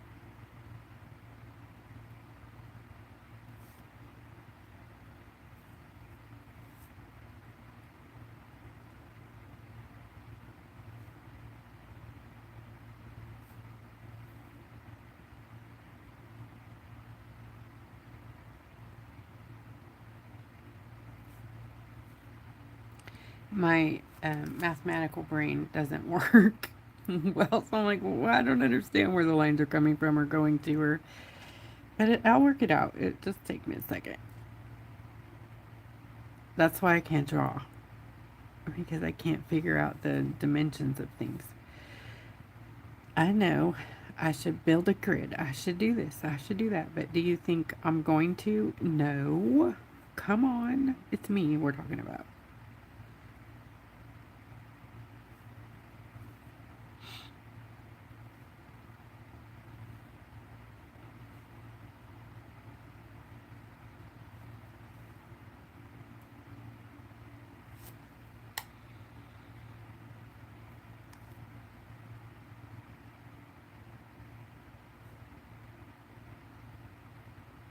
This side is different than the other side, which is cool, I guess. You know, they're what? What do they say? Sisters, not twins about eyebrows. Okay. Oh. That's what they always told us to say when people are tripping about if you get their eyebrows crooked. I didn't have much trouble with that. Boy, if I tried to do makeup now, woof, it would be game on. Be like Halloween, right? You wanted Halloween, not like you didn't want natural, right?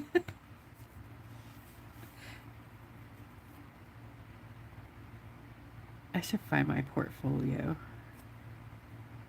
I had some really beautiful makeups that I had done over the years. I was very proud.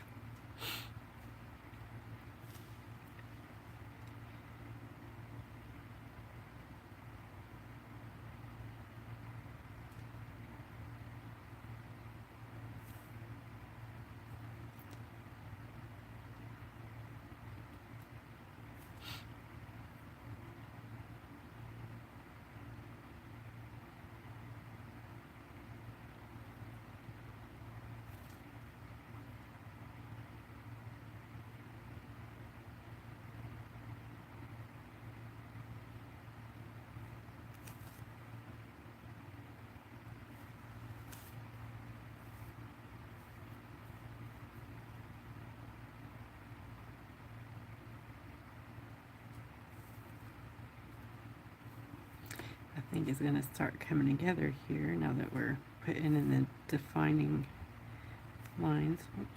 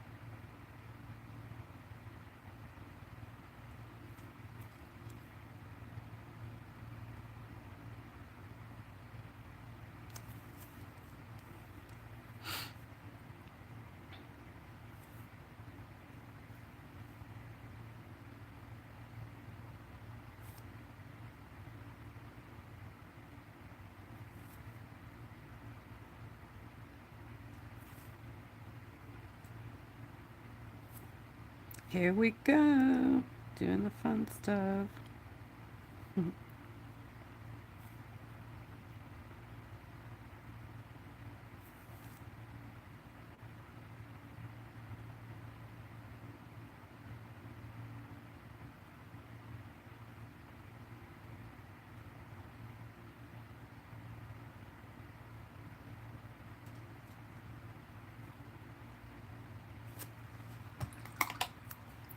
Zoom out. Sorry about that. Ew. Sorry. Then I'm going to blend that down a little bit with just a damp brush.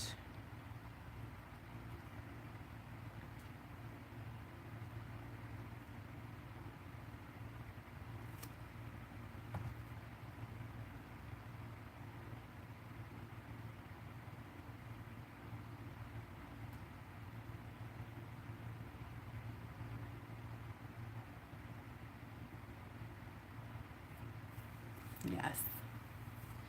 Yes, yes.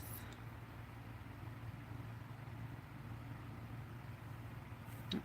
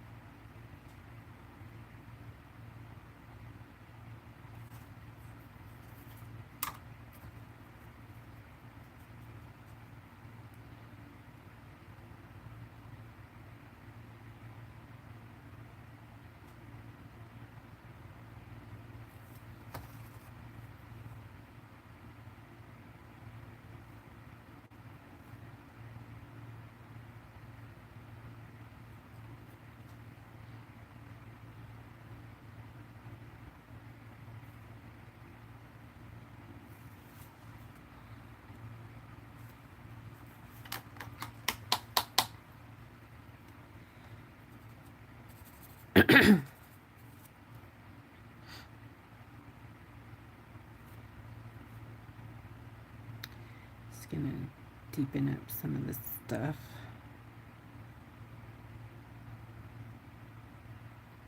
I'm basically using my brush like a pencil or something like that.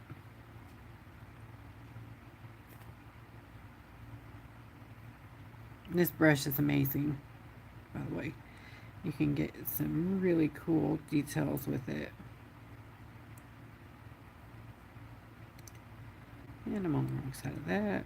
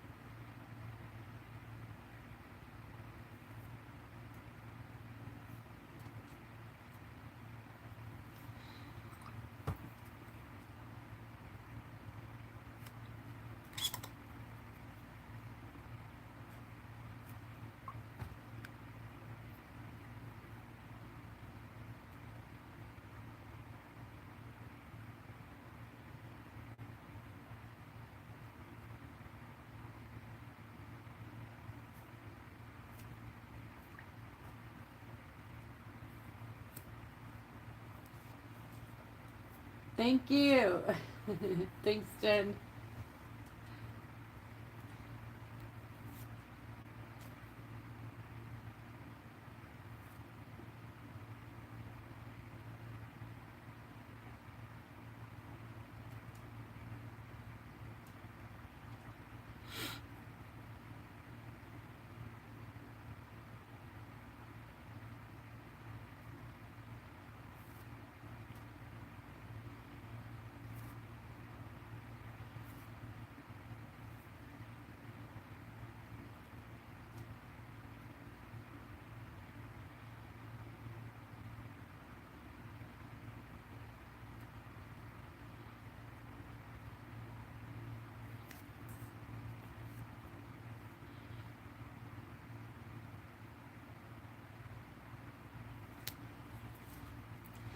I don't know what this one's doing over here.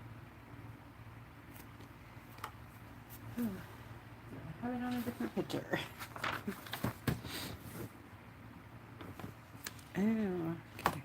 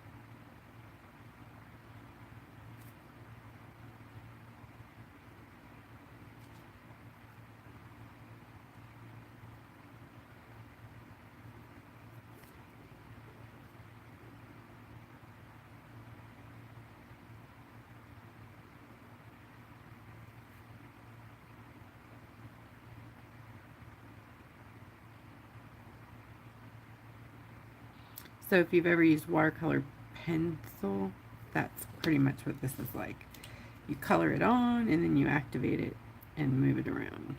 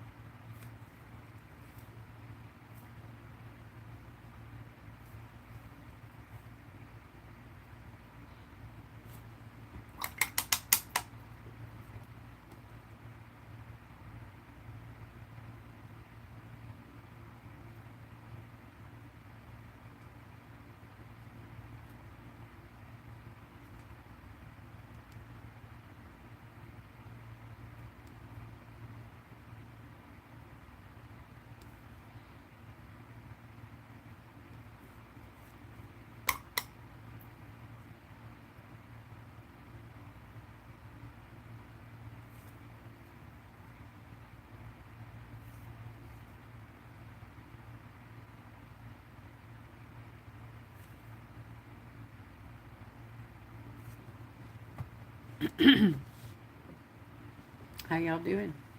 Night, Glenda.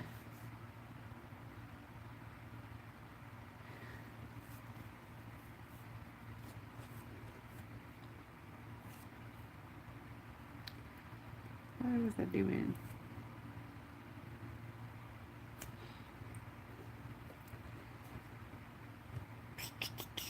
Oh, there we are. I think. Oh,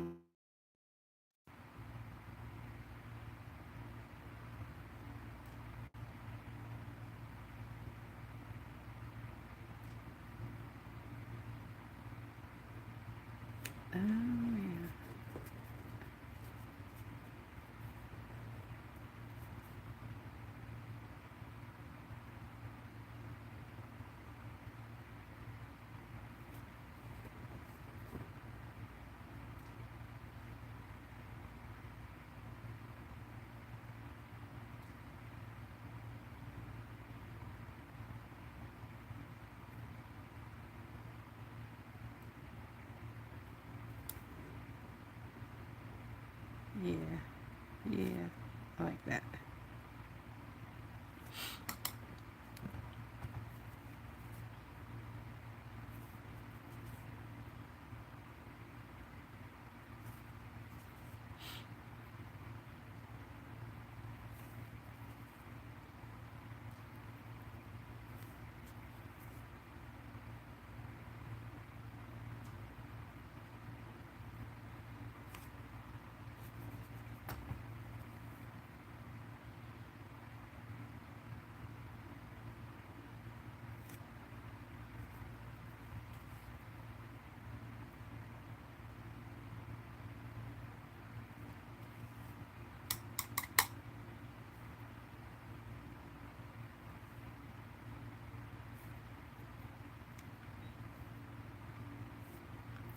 I was going to drop some blue back in here. And I'm going to really try to move on. I'm really, really going to let it go and move on. Just to... Okay, maybe after I fix this down here. Just a little bit.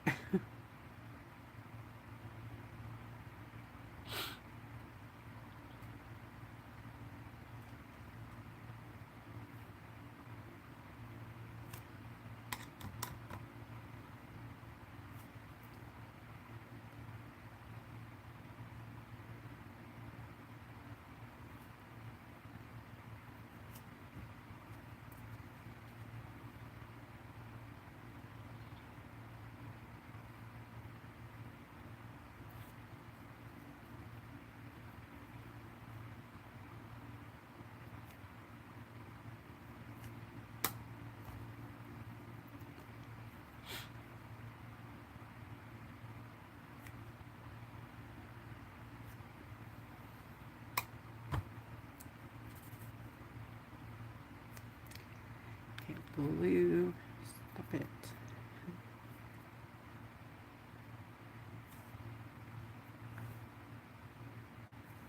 Ooh, too much.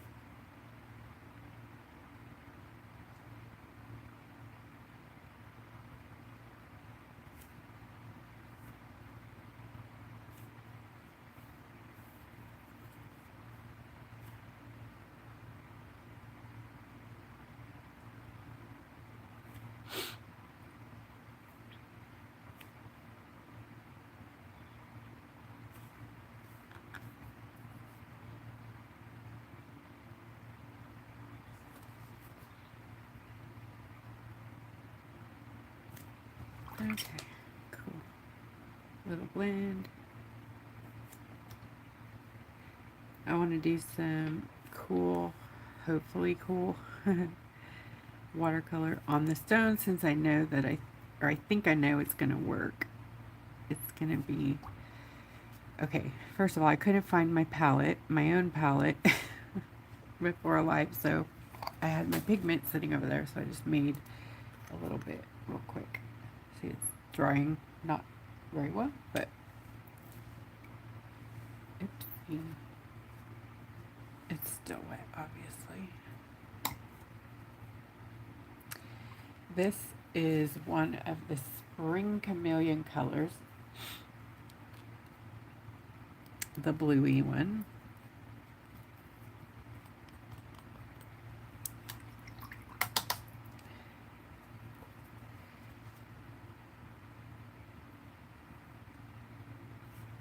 And it is kind of an interference, but it's like more chameleon than an interference.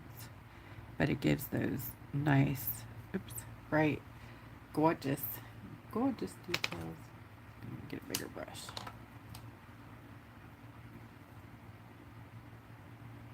Yes. And work from the palette.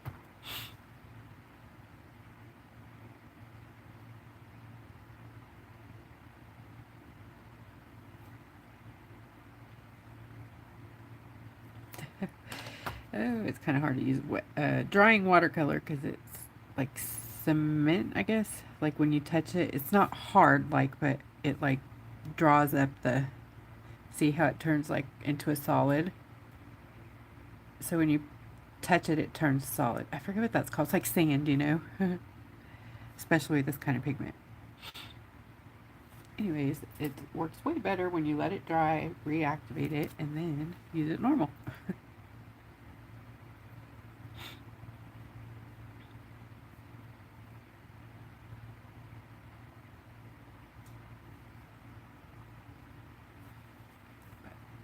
So yeah. Okay, Flash. Give me some. There we go. See, oh gosh, it's so pretty. And also, hopefully, if it'll work. Okay, I'm gonna be playing out here, making some cool. It might beat up. Darn. Aw, bummer. Yeah. Okay, so I know how to fix that. Ta-da. Okay. What's clear enough? Yes, we'll use this one. Star Song, I believe this one's called. It's the blue chameleon flake that you can't really see, and so you put it on. Anyways, when you combine the watercolor with a gel, it becomes more stable on porous surfaces. Hence where Liquigel came from. It's still too wet though.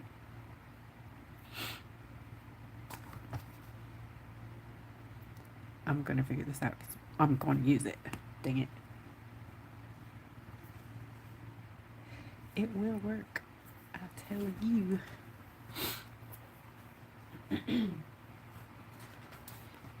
I gotta make a Liquigel right now. I'm gonna.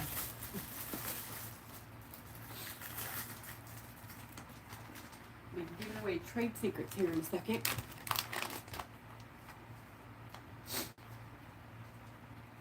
Bet y'all wish. No kidding. I don't think you do. You don't want this crazy, trust me. Although I love y'all, I would never stop. Never. I think it takes a special kind of crazy to want to live with glitter like this. Oh my gosh. It's nutty. You guys want to see what a lot of pigment looks like? Yeah, kilos. Kilos. What do your kilos look like? Look at this huge honker.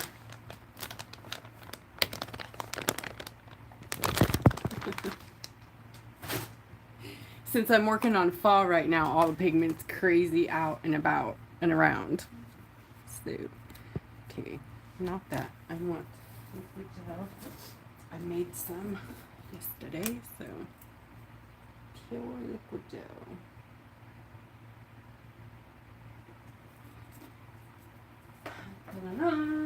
Magic. You can do magic. Oh my gosh. Only for a second though.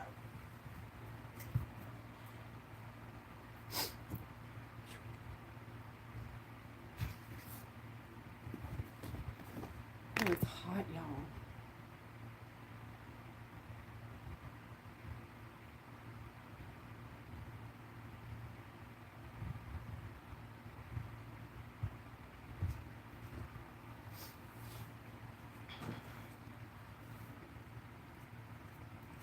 I'm just gonna use my brush.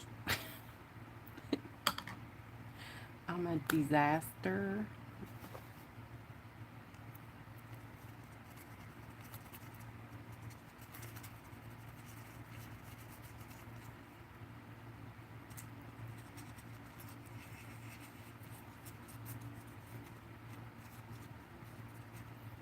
Okay, adjusting the recipe. Less water, more sticky, and we're in the business.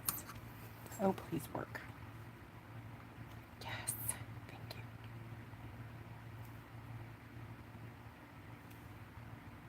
It's gonna work, it's gonna work. I think it's gonna work. You guys wonder where all these like ideas for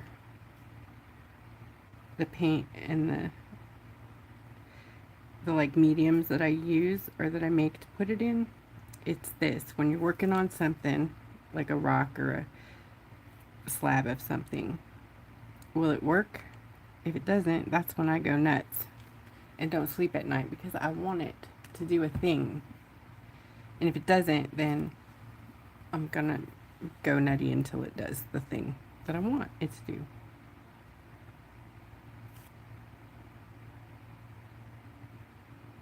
I'm going to come back and paint all the antenna and stuff in a minute. Get this on there. This is my moon glue since I got rid of my moon.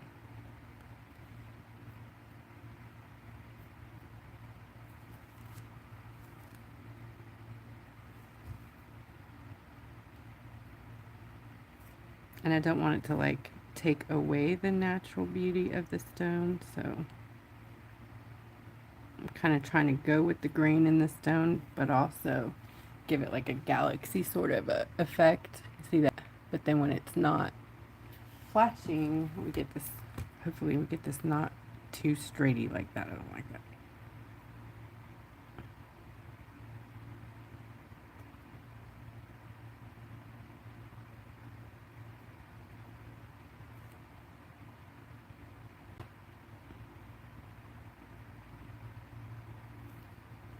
Definitely probably should grab a different brush.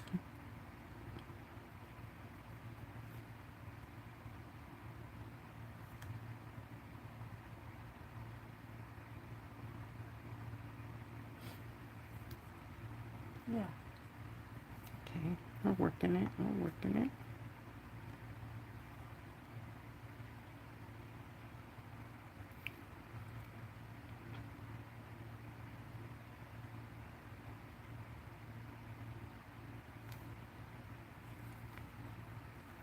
Trying to get some trails of like, you know, gases in the galaxy kind of looking thing.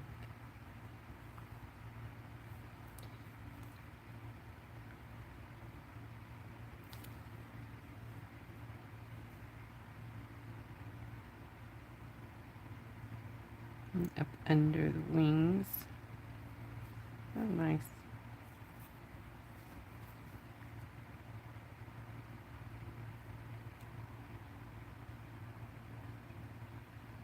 I'll grab some of these sparkles, put them in there.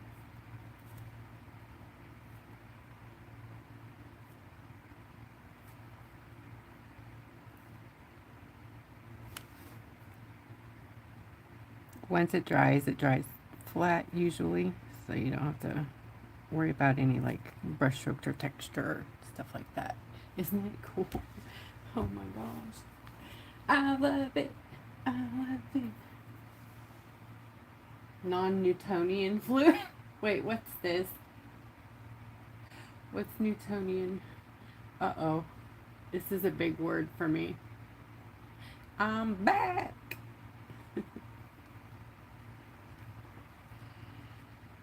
Whew.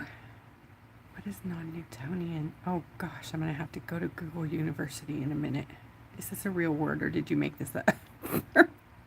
I'm sorry, I'm not that kind of smart. Austin, where are you?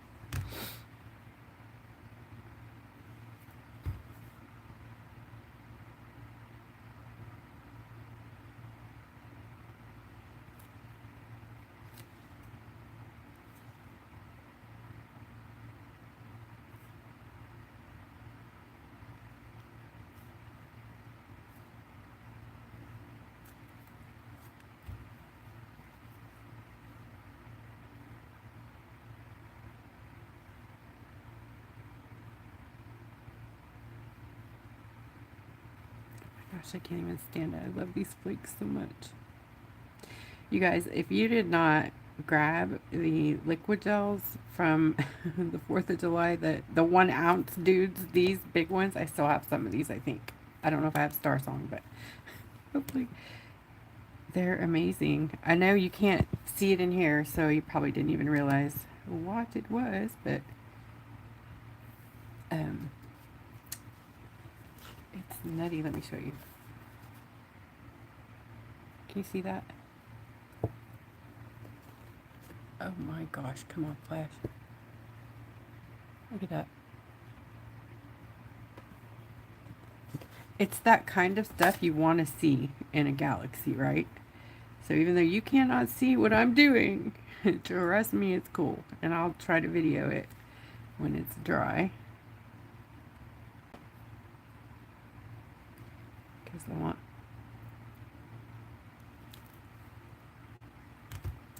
So I believe in this kit is the one, isn't it? Golden Pearl Flash. Is that in this one? Oh, probably not. I can't remember what all colors are in this one, but hopefully this is one of them. So I'm just going to put this right here.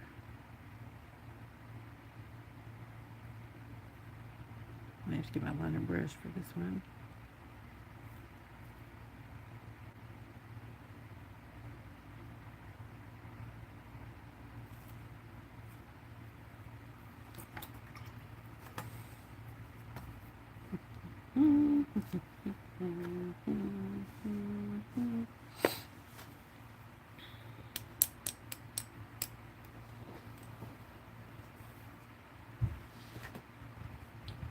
I would really like to find my watercolor palette right now.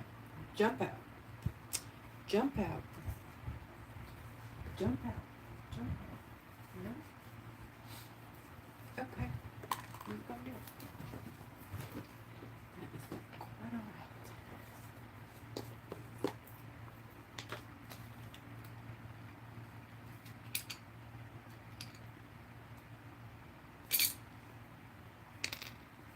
Maybe this one.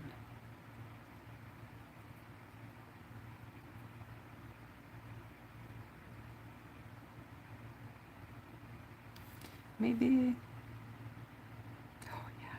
Yeah.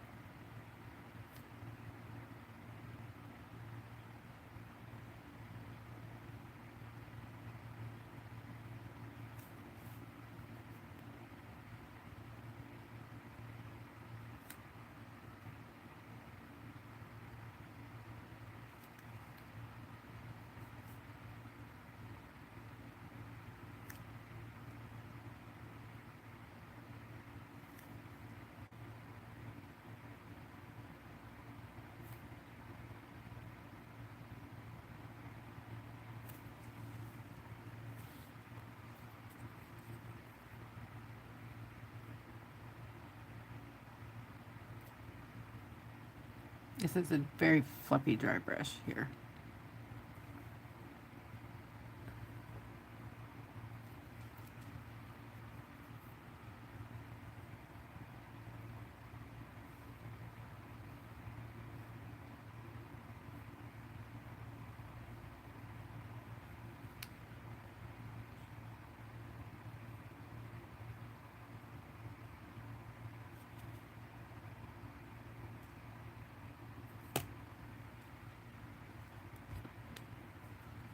Right, grab some of the Golden Pearl Flash on a very dry brush out here in the galaxy.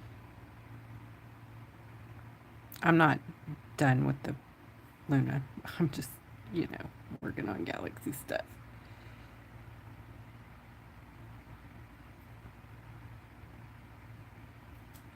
Because, you're not always going to have your stone's not always going to be on the flash side of it, but you'll be able to see through this, which is the cool part. I'm making blotchy spots on purpose, because the galaxy is kind of like erupting gases out there.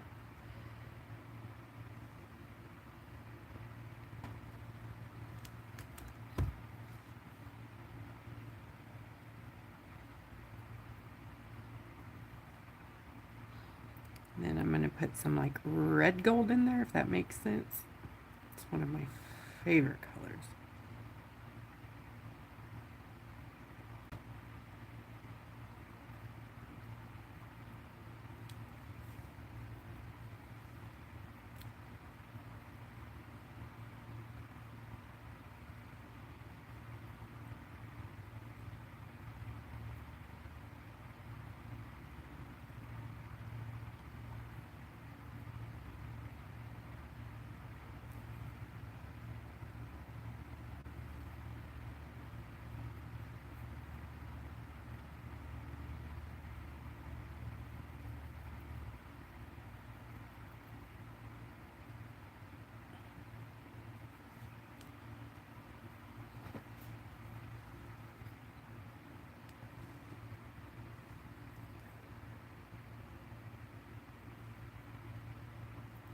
I do not know if that helps anything, but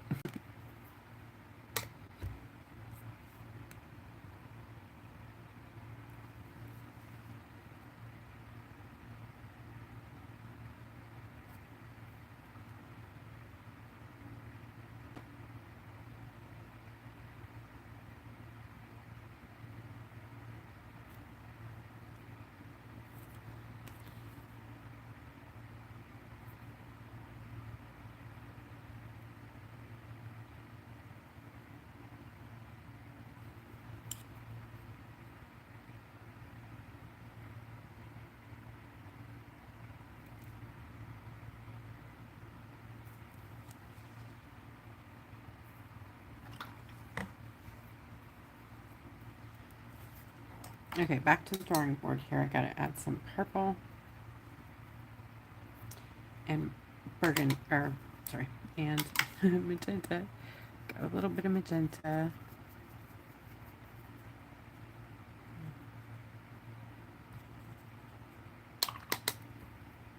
Purple.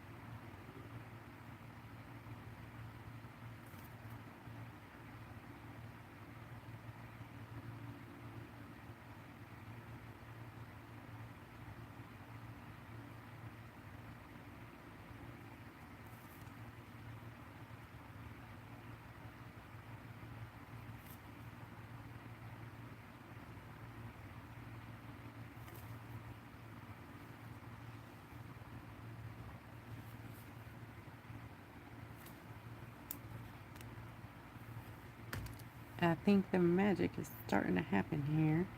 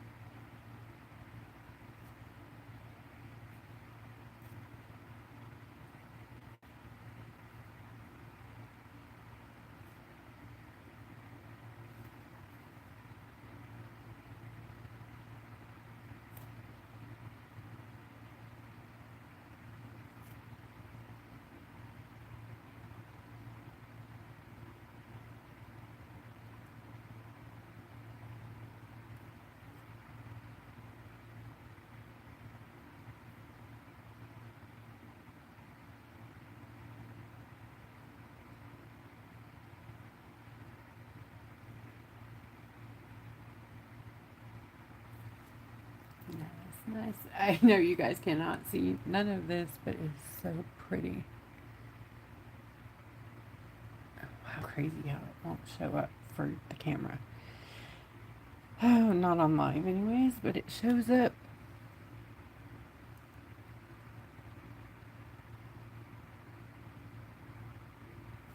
Crazy. Just crazy town.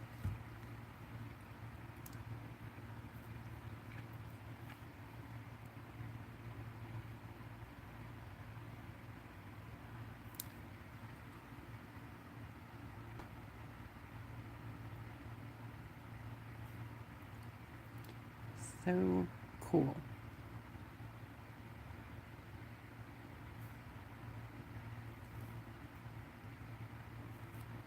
So there's a little bit of purpley in the body bits.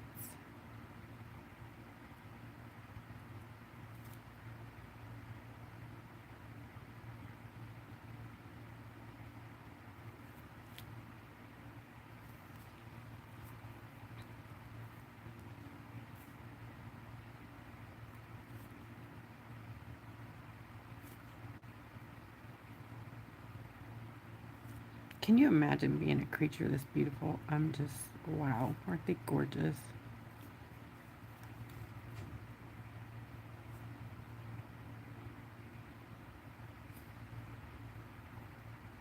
They probably don't even know. You know how some animals just know they're beautiful? Like, I don't know, some Chihuahuas think they're beautiful. No, I'm kidding. They are. Pomeranians know they're beautiful. They just have that air about them. Some standard poodles get it.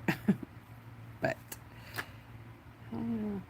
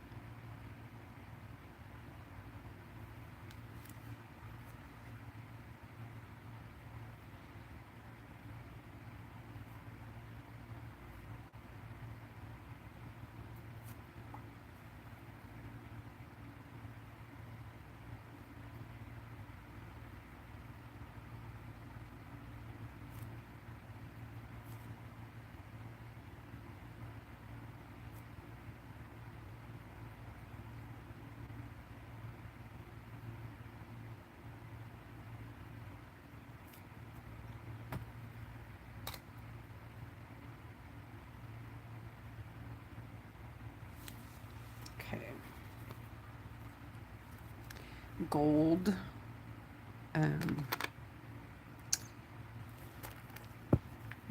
What are those things called, Deborah? Up there, the la parts.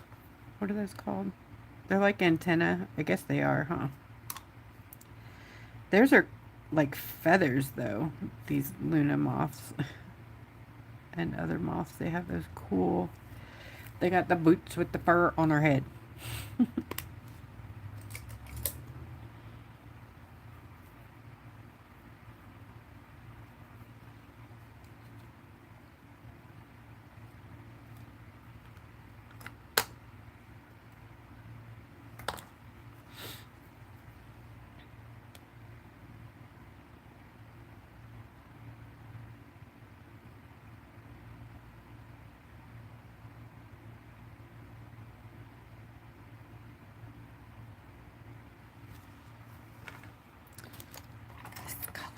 This color, you guys, from the Easter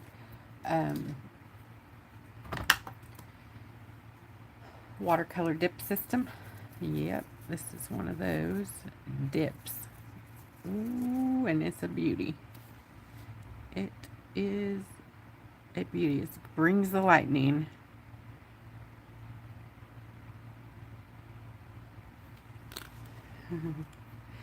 You would never guess that's what's in there.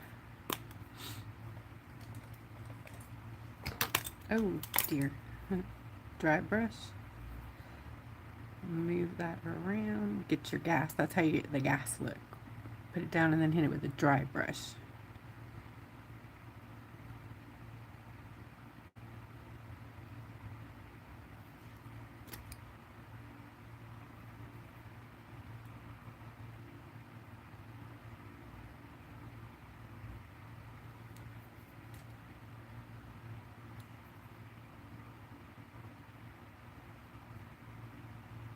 Oh yeah.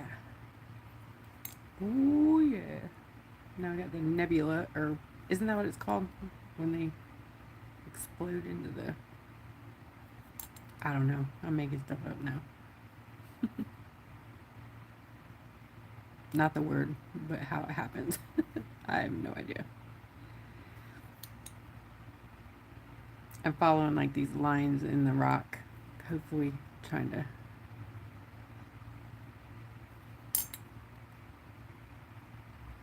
take advantage of the crackles and the labradorite.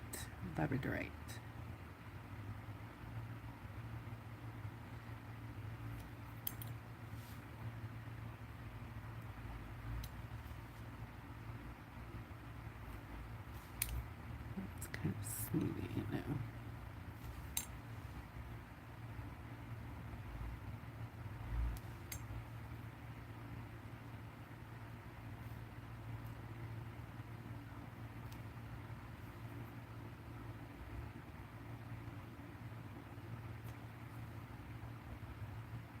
There we go.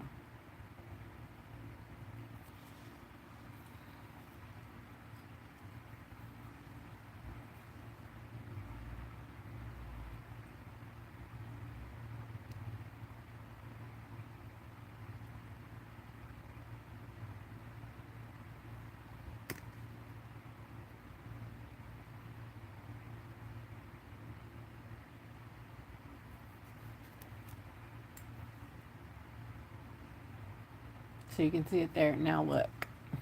When it's not on the... I can't make you... Okay, I quit. You're just going to have to take my word for it.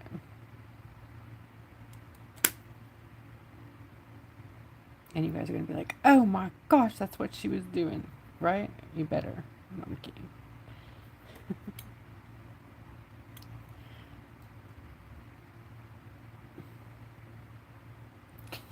It doesn't look like I'm even painting anything. Okay. I need a cookie? A cookie? Wait, what are we talking about cookies? What just happened there? I missed cookies? Okay, is it better with flash on or flash off? Both, I guess, huh? You know what it is? It's that nasty thing, huh? Oh. Oh, can you see the off, the galaxy gas in the back? Oh my gosh, I love it. Okay.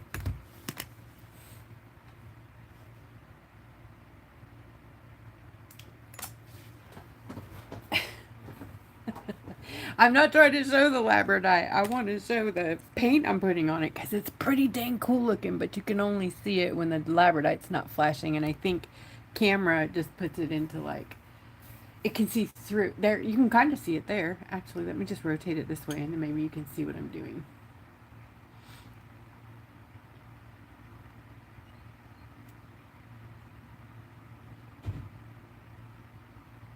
Let me see. Yeah, so you'll see it. The colors change. See, there's blue, green, gold, red, purple, colors, and gold back into red. Now you can see the like storm up in here, like the gas storm. You see it now? I'm not crazy. So like this girl, she's gonna sit here painting nothing all night. Okay, I'm gonna focus on the thing, the baby, the pretty right in there. Okay, let's do. I'm gonna grab a liner brush. Hopefully, I have been destroying my brushes the last few days because I've been doing lots of glossy shots and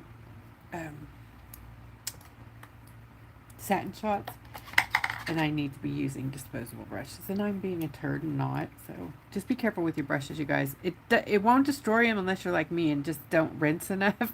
If you don't rinse ever so often, you get, you know, dry brush, and you cannot come back from that when you're using that kind of acrylic. I think this one will work. Yes.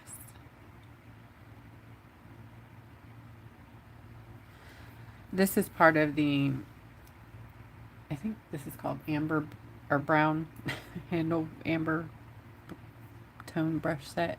It's got a like a sort of a cat's tongue on one end and then a liner brush on the other.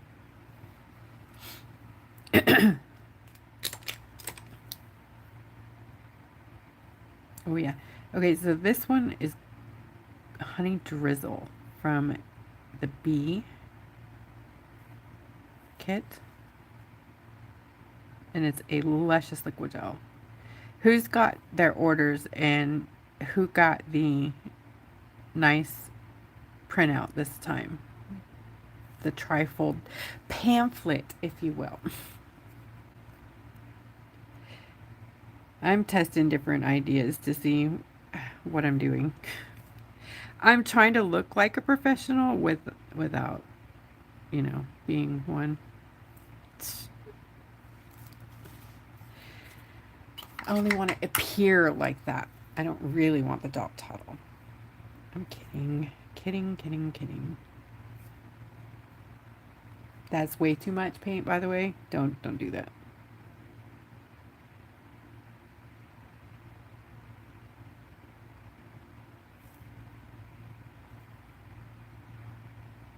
Luscious Liquigels are pure pigment and sparkle in the Liquigel. Liquigels are mainly just the sparkle in the transparent Liquigel base. That's the difference between the two, if you were wondering. What is the difference between a Luscious and a regular? There you go. Now these got, I think some of the longer ones, these got mislabeled. So these are Liquigel versus Luscious.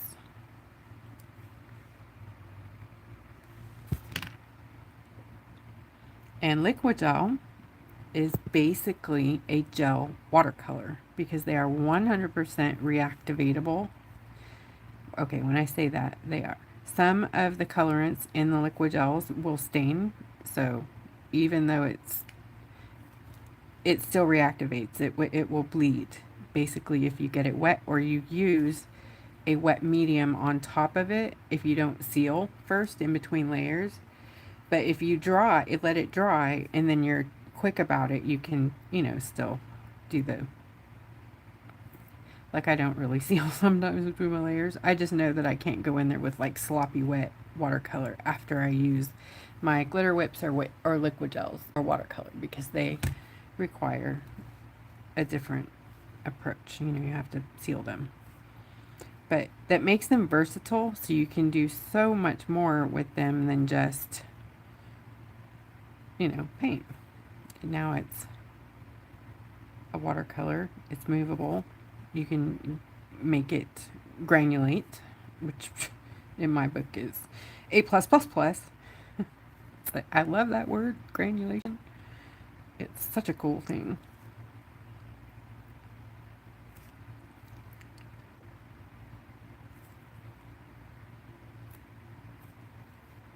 And I am going to use water, just like I did on the other colors, to move this around.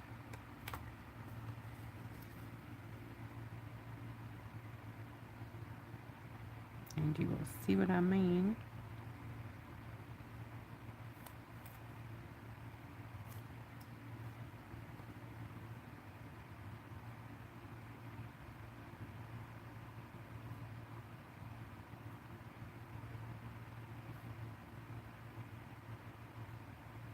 We want a glow, not a line in there.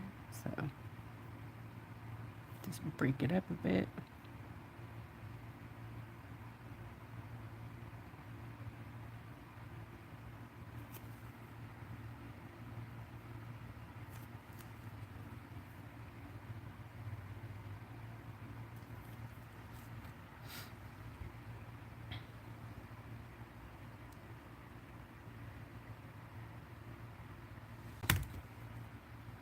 And then we are going to do, oh my gosh, the Stardust trail to, you know, with, and then hopefully if I can get my buns and gear, I'm going to add the little pops of stars.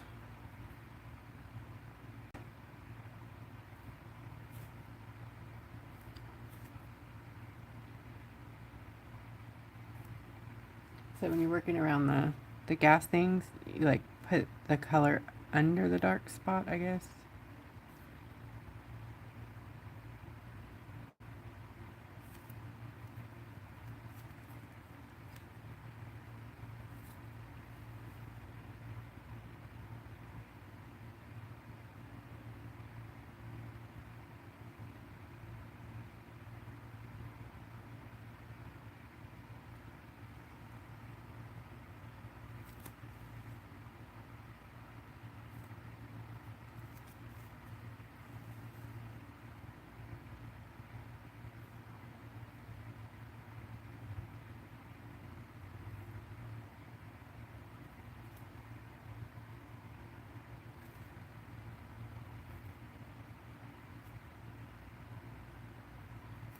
These are very cool on labradorite. Oh yeah. Wow. So cool.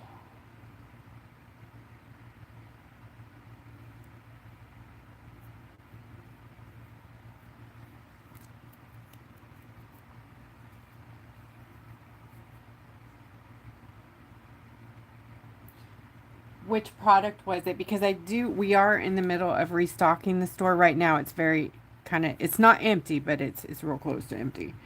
My husband and I were taking some photos today of what's left from the kits. We just had a huge sale. If you're interested, I'm still honoring sale prices, and they're still in the albums, what's left. So I haven't closed them yet if y'all want something, but you got to tell me that you put, you know, your name in there saying I want it. And don't, just because it says it's out doesn't actually mean it's out. So you can ask me. Just send me a message. I'm really approachable. Honest, I answer my messages when I know they're there. Half the time Facebook just hides them from me. I don't know. But these products were made for, I mean, anybody, but mixed media in general. So rock specifically is how it got started.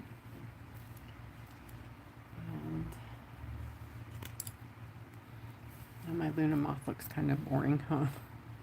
That's okay, because I have other stuff to turn that baby back up, huh?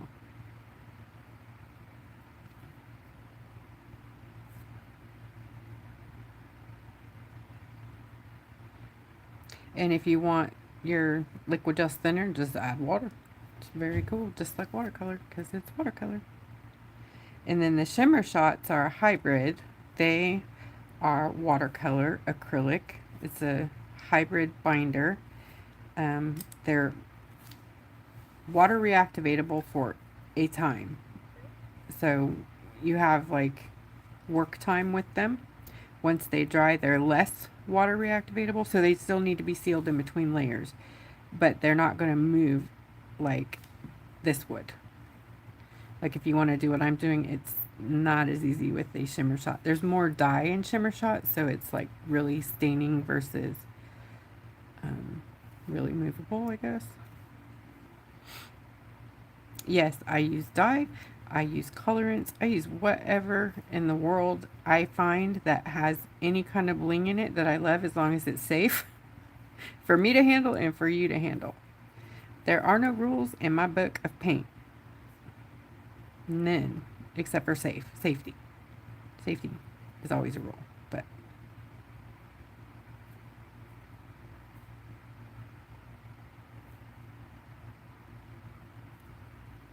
The idea was to contain glitter so that it's not going everywhere when you want to work with it.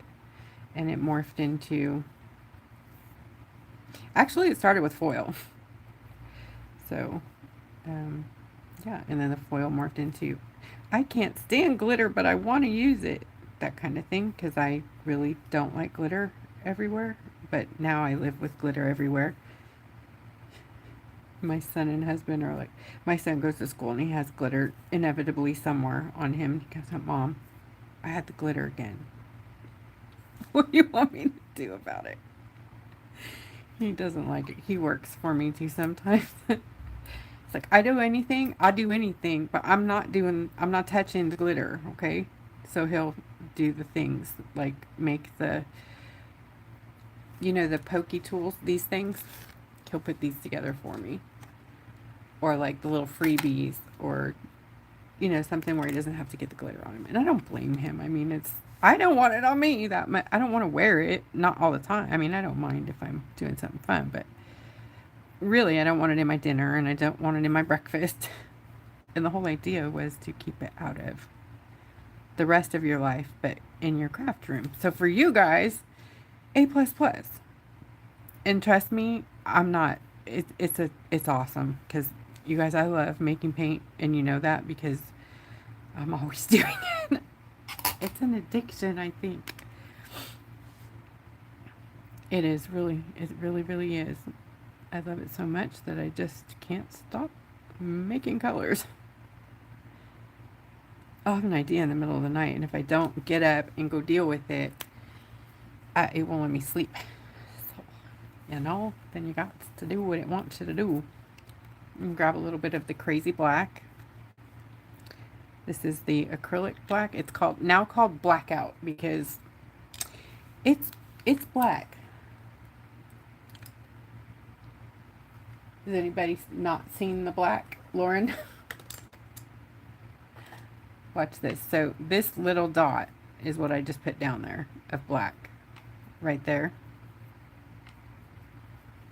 That little tiny dot.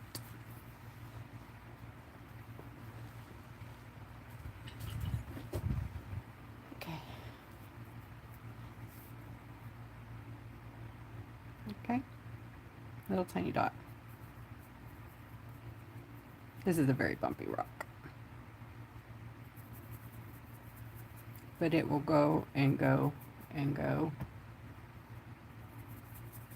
It's a crazy dark black. And it just keeps going and going. All you gotta do is keep adding water. And it just keeps going and going. Look at this. I have a full puddle of black. What I need, oh, nice hair. And my hair that I'm losing fast, is to make little tiny hairs in this thing.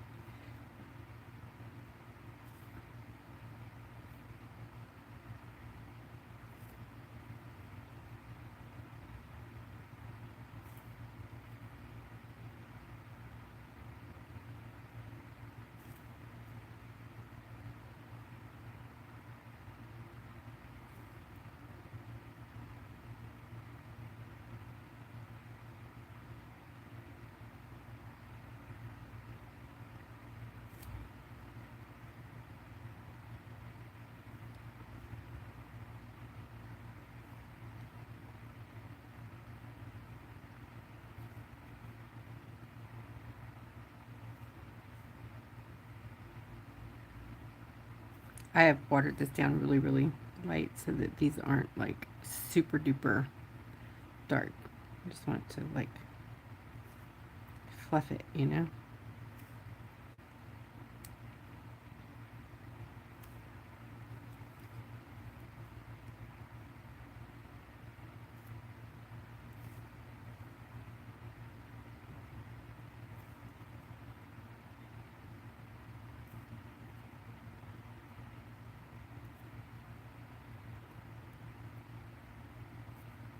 Oops.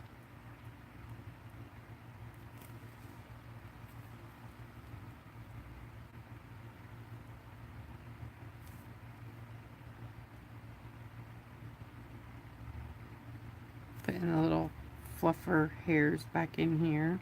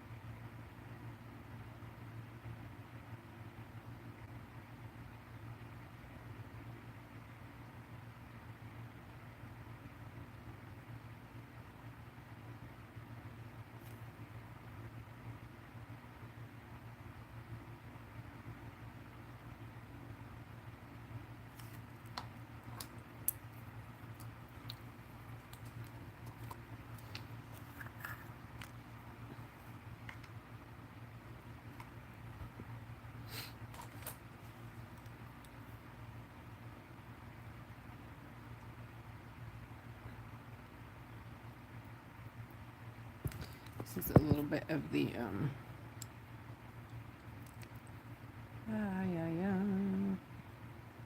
bleed proof white.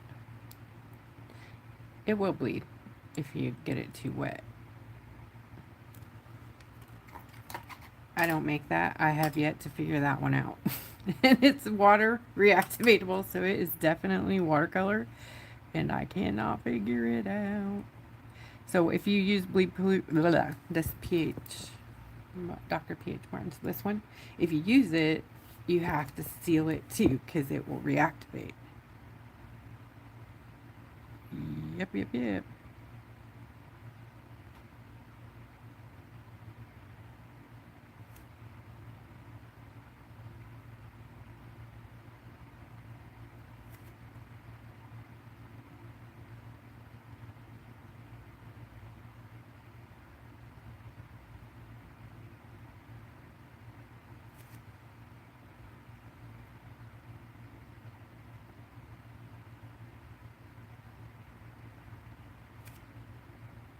Just doing the layering thing. I'm terrible with like fur, and they're furry little things.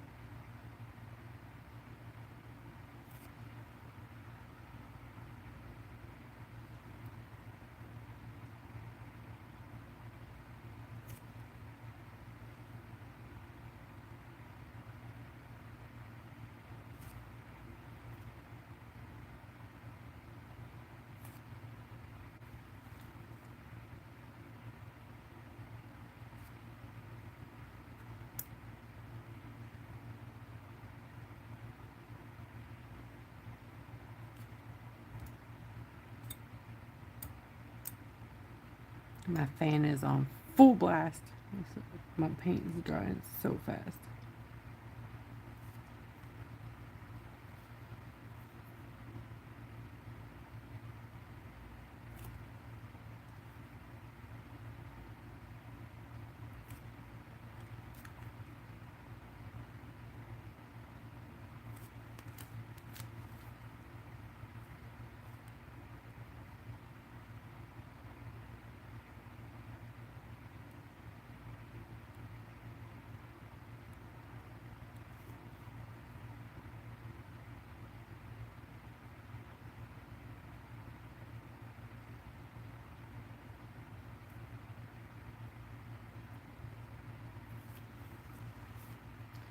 And it's coming to life. Yeah.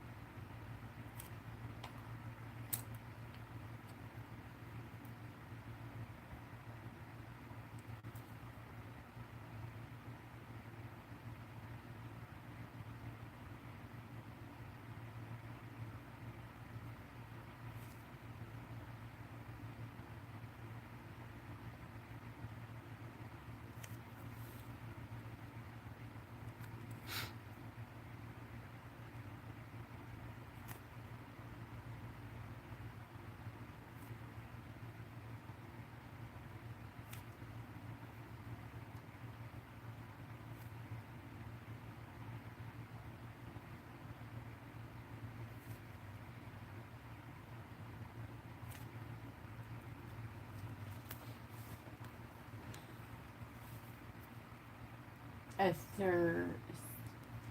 Cercopia. Cercopia is with. Aw. Wait, y'all are being too sweet out there. Hold on. I just stuck my brush in my mouth. I'm sorry. I forgot it was a double-edged brush.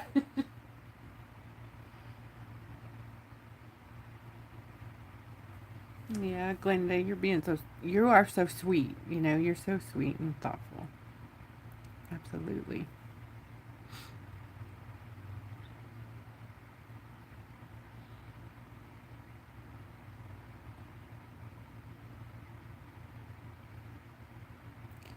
Hey, drop your group link there.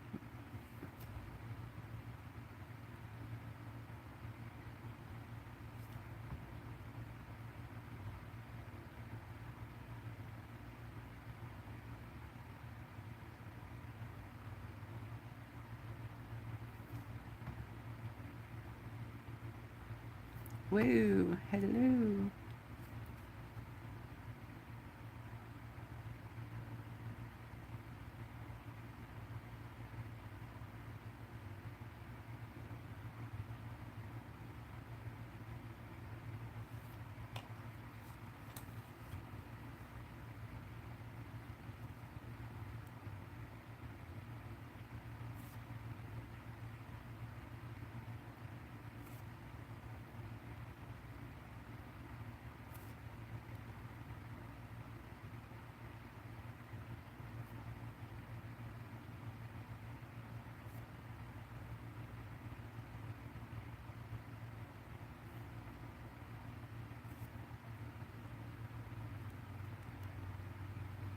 Good night, Allison. I'm sorry, probably missed you.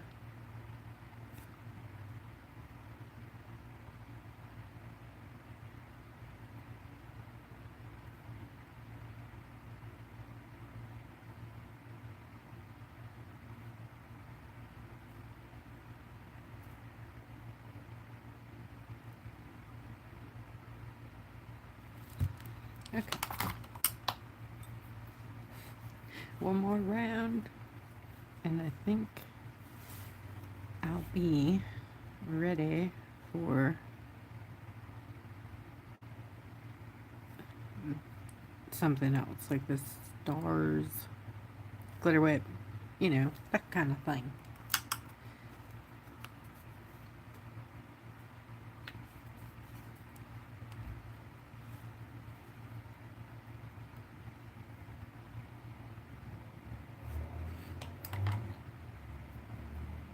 Okay, come on, fan. Quit drying my paint too fast.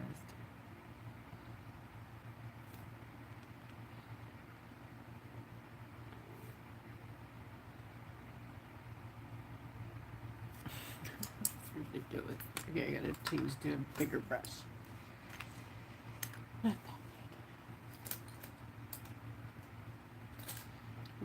my little one?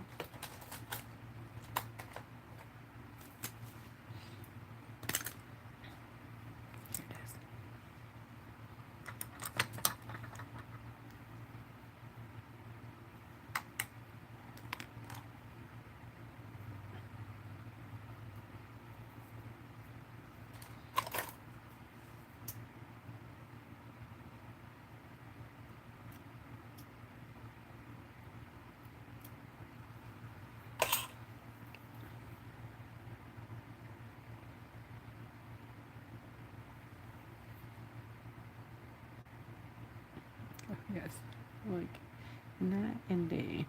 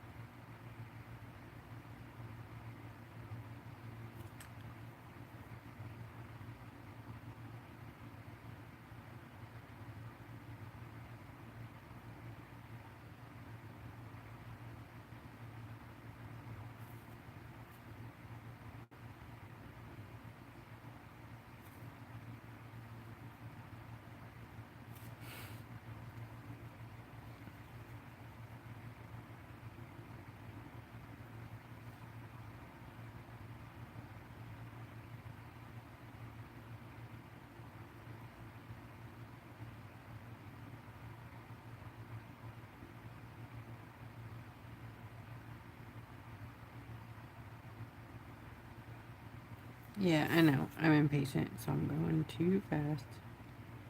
Just slow.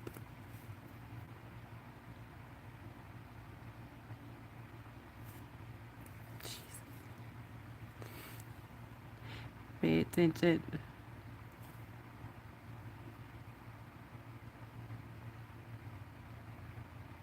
Did you guys ever do that? Put your paint over here and then spin your rock into it? Or is that just a me thing?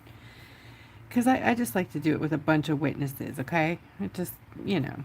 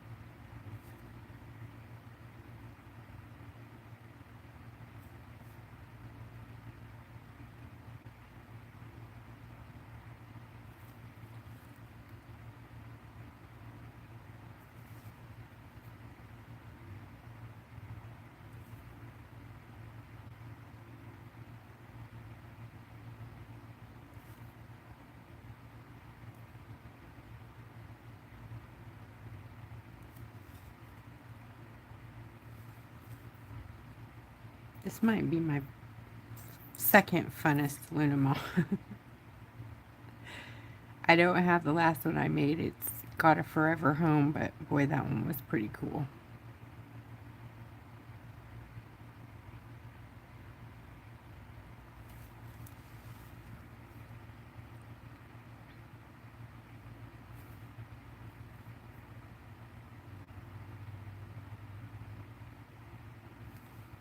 Oopsie. It's okay.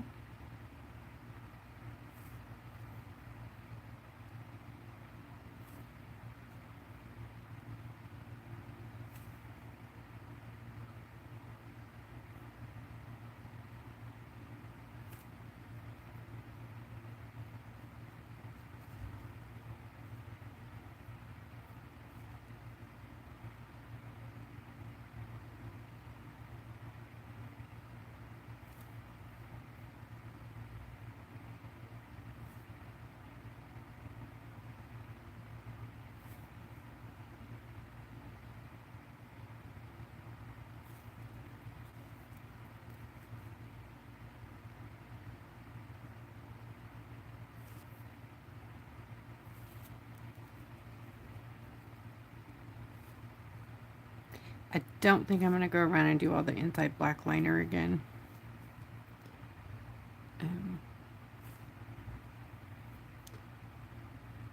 Because it's going to take forever.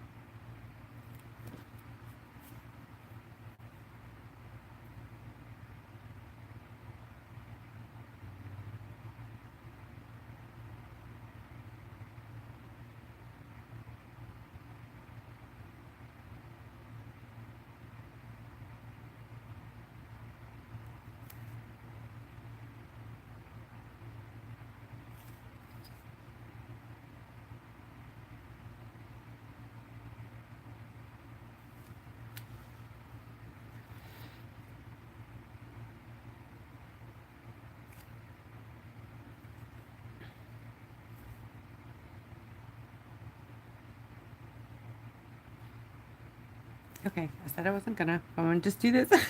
Just this one. Oh wow, come on. Okay. What do you guys think? Crazy? Oh, goodness, sorry. It's the 20 0. This one is the 0. Let me. So this is the barrel size, so this one's smaller. Sorry, I left it in bowl, my bad. There is one more too that's even smaller somewhere. This set is, it's like, oof, it's so good. Silver Series 88, right? Silver Silk 88. I keep calling it Series. Silver Silk 88. That might be the small one. Anyways, there's a whole boatload of them. I've got so many cool ones. Like, look at that brush. That's cool. Half round, half flat. Or cat stone, probably, then flat. There's size 4. This isn't all of them. Here's a size 12.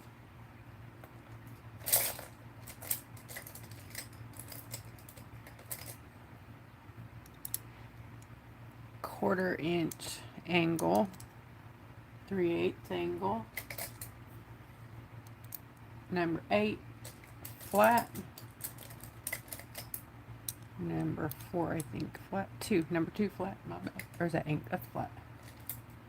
Anyways, there's a whole bunch of them. Mary Reeves sent me, I think all of them in this Silver Silk 88 line. There's more. Like, here's 4 more sitting right here. Here's a 2, number 2. There's a 6 flat. Number 4 round. And this is a cat tongue, quarter-inch, to believe. Yeah, it's a really cool brush. Okay. Now what was I doing? Sorry. We got under brushes and there went the brain.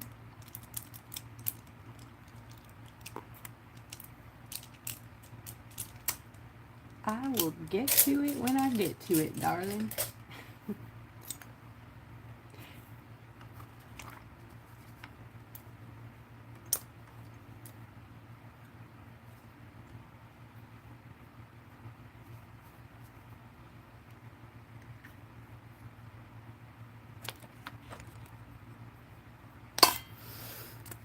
All right.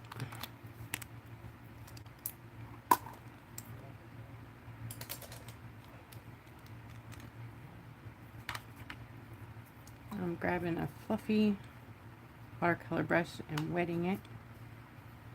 Grab some of the glitter wet from in here.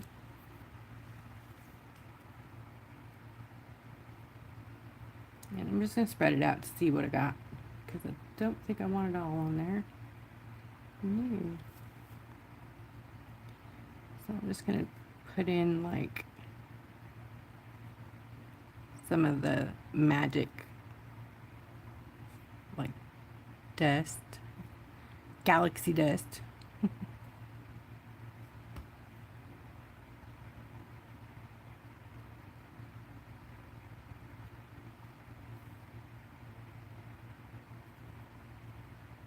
Glitter Web is really fun to finger paint with too. It's also water-based, so chunky glitter watercolor pretty much. In a gel.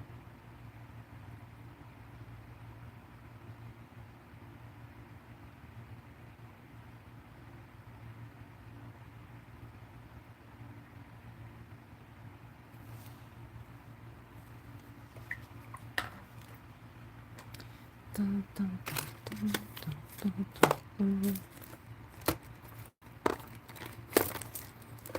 Ooh, I wish I could show you guys what's coming out. But you guys remember Hollow Swirl? It will be in the store. hopefully soon. I know tomorrow isn't fast enough, but it is on. My girl, look at those eyeballs. You see that? That is Hollow Swirl. And I was out of it for way too long. But I didn't think I was going to be able to get it again. It's a special combination of all of this company's, or this glitter manufacturer. If you separate it, it's like, I don't know how many different glitters they have in there. But they put them together in a certain way. And it makes it perfect for hollow. Especially on things like this.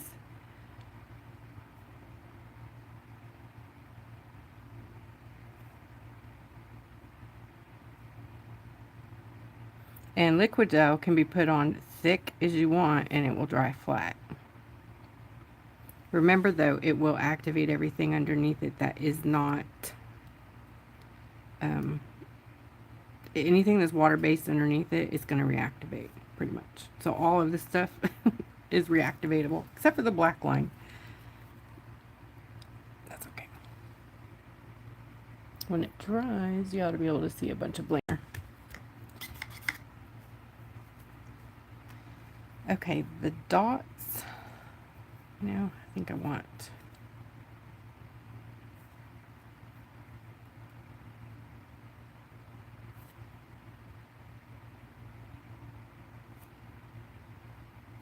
some in.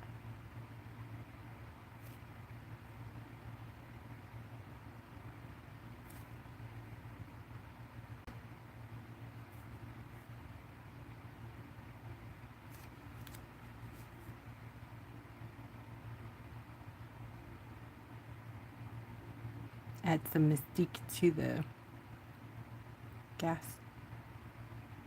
storms out here.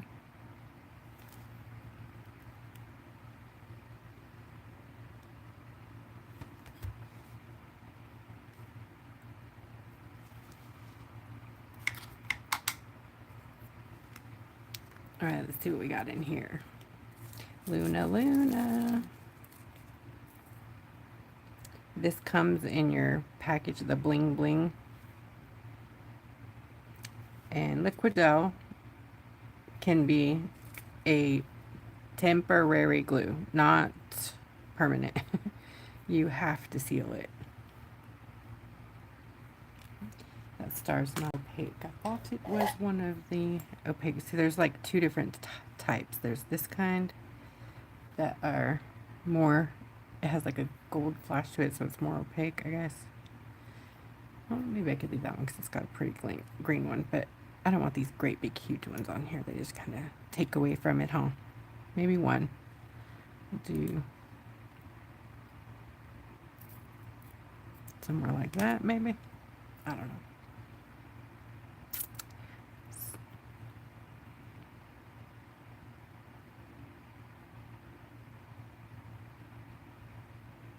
And like I said, that will not, it'll just hold it while you're working. You gotta seal it. Okay, so for these bits, I think I'm gonna do, and then change the color in the middle, maybe. Maybe. They're perfect size, huh? They are not all the same color though. There's so much stuff in the in the tchotchkes that come with your kit. So much stuff. I think there's moons in here too somewhere. Oh yes, see, there's a moon. There's a moon. Oh my gosh, no, that is what we need on the dang Luna, right? Oh, do they have? Okay. This thing right here is the tool dummy. And I still spilled it everywhere. Love me through it, y'all, please.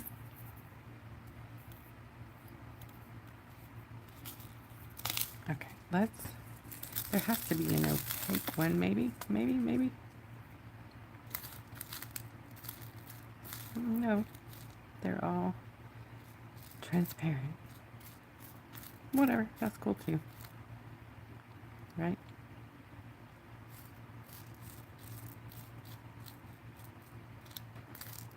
Now I can't even see one. My mind is like, I know there's a bunch in there.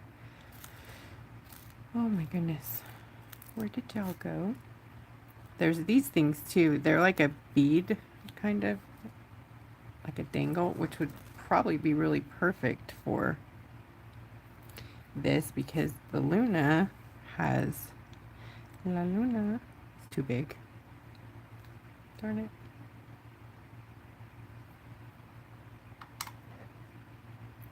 Layer it.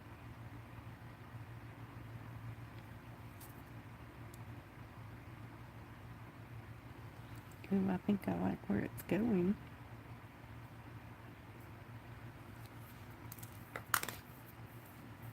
Do you guys know where it's going? Nope.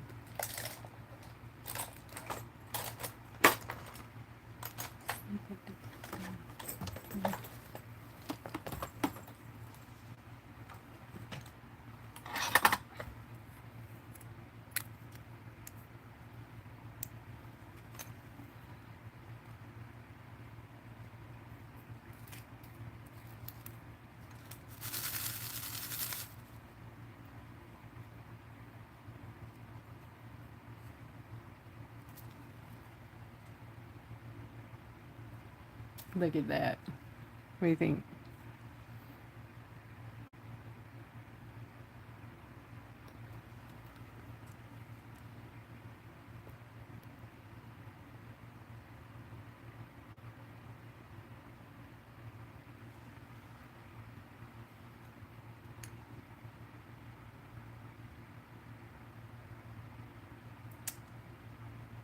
Can you hear me now? I mean, can you see me now? Sorry. Oh my goodness. Okay, so the big flat one, I think, right? We'll do a big flat one. So this is the lineup. Big flat one, then a moon, and then a blue, or whatever dark color suits your fancy, and then a blue. And that was my setup there.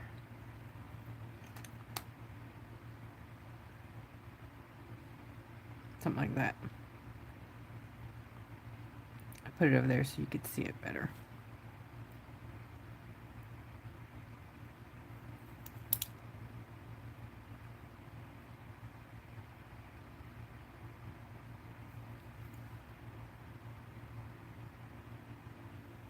Does that look cool or does it look silly?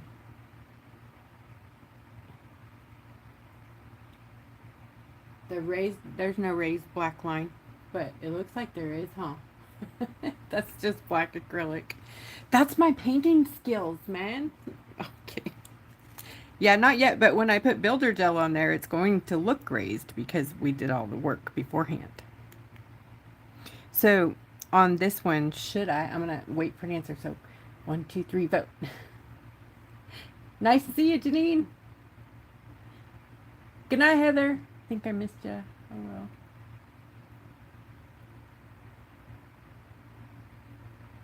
Oh, no. Sorry, Wendy. Good night. What? More than one set? Is that more than one set? What we talking about? Oh, the brush is back there. Sorry, I'm going back through trying to catch up with y'all. Yeah, I think, I'm not 100% positive, but I think the brushes were 2 or 3 sets. So I can paint this part like blue or do it the same setup. They're a little smaller though, I think.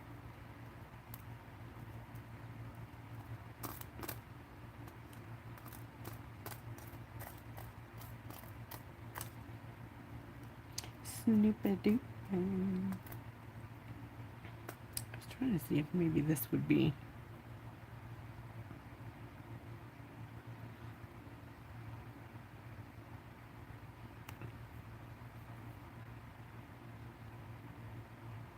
No, I think that's not good. Sorry. Oh, you guys can't even see what I'm talking about.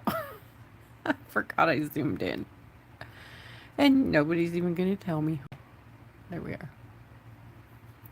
So this is what I was talking about. This part right here,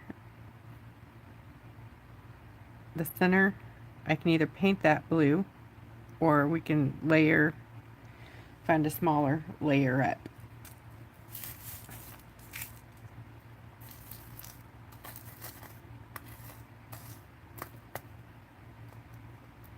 I might have to do another star.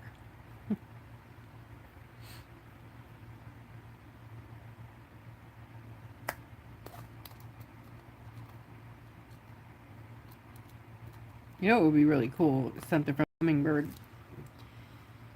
and or the honeybee set, the chameleon half domes. Oh, I think I should grab those because I think those would be perfect on here. Yeah, I think I'm gonna.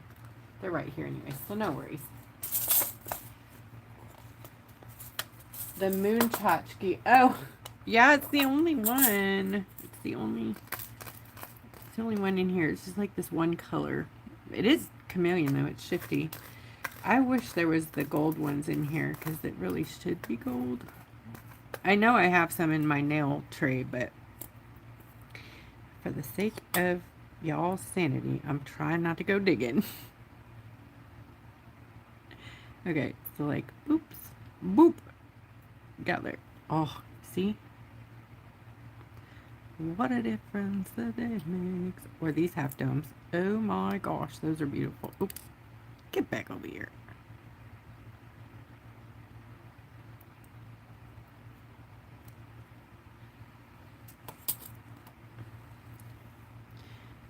Okay, I'm zooming back out because I'm talking about stuff y'all can't even see. Sorry. Okay, so Boop was here with these little half dummies.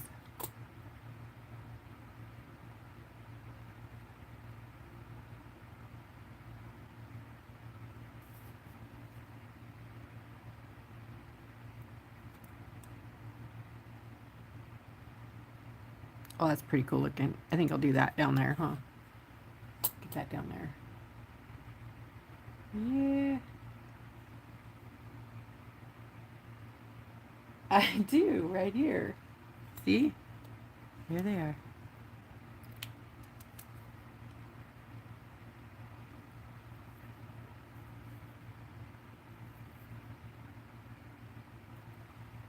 Yeah.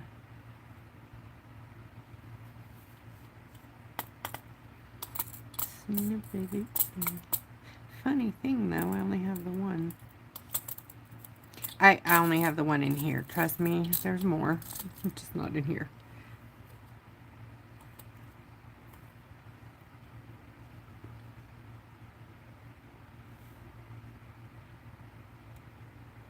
But I still think that I like this better. This setup right here. But with the smaller one. No, with the bigger one, huh?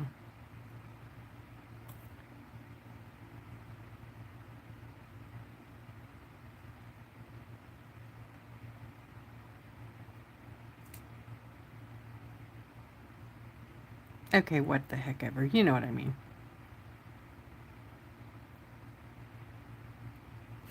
It's like playing precision.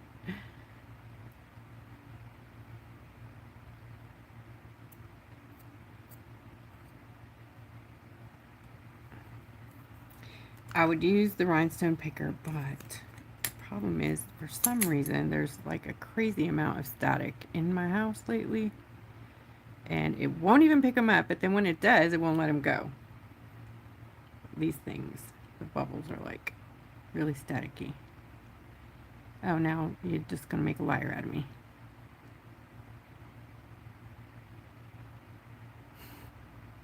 Unbelievable. You little turkey. Oh well. So, what do you think? Yeah? So I think we'll just stay with that. And then for the, I'm not going to glue them down because they will just disappear in resin. So I'm just going to show you guys the setup, okay? And then I will post the pictures like I do. Man, we were so close. Dang it. Okay, close. Close. Okay.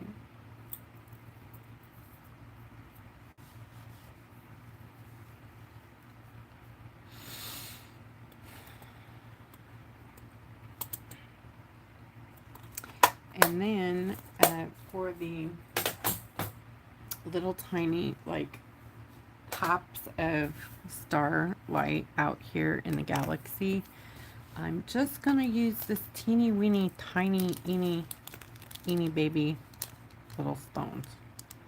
Little bitty guys. Not that many of them, but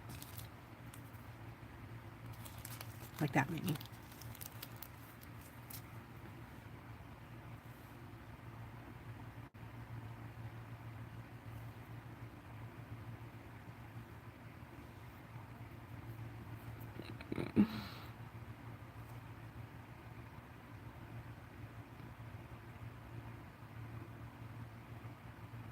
The static is incredible.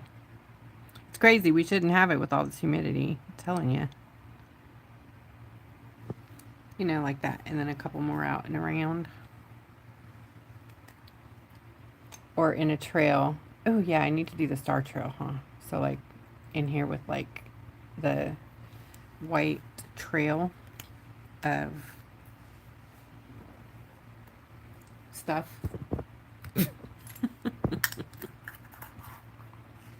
Or silver. Silver or white, yeah? Yeah. Yeah. Oh, oh, oh. Or the little tiny eeny weeny babies. Oh, these are good too. The ones from the 4th of July kit. These guys, add some of these in there. Actual little tiny baby stars.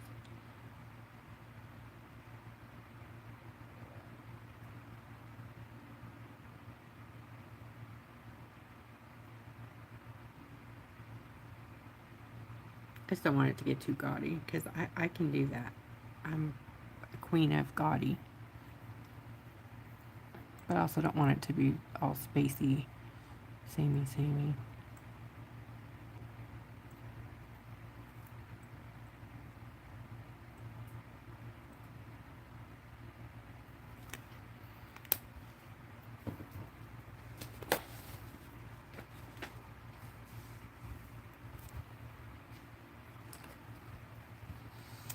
Oh gosh, I also have this that would probably be gorgeous.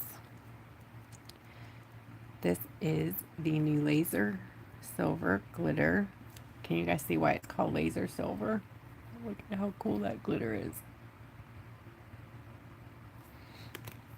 So to apply that,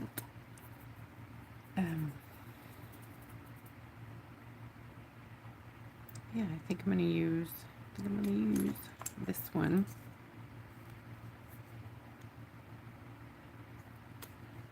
In a trail that's Golden Pearl Flash.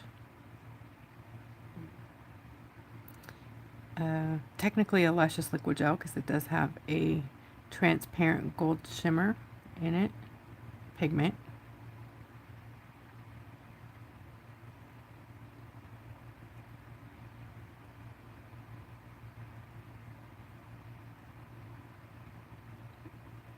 And lay that one down with some of that so that it won't move. And you too, you little thing. You guys, I was just looking for the rhinestone picker tool in my hand. Can you see why my brain hurts?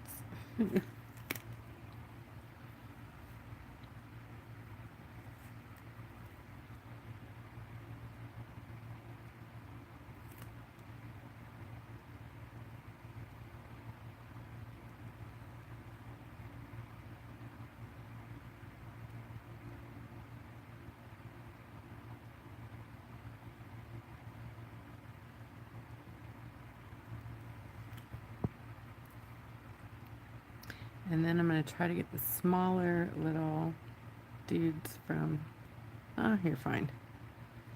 The smaller one. Well, I guess the bigger ones want to be in there. I don't want you in there.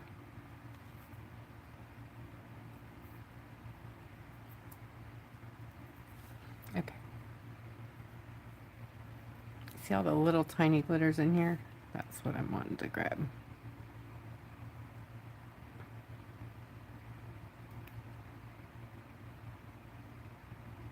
Even the medium ones are okay.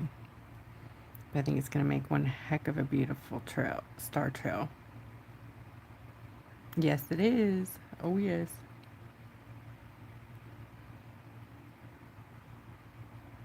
If you guys want this glitter loose, just let me know. It can happen.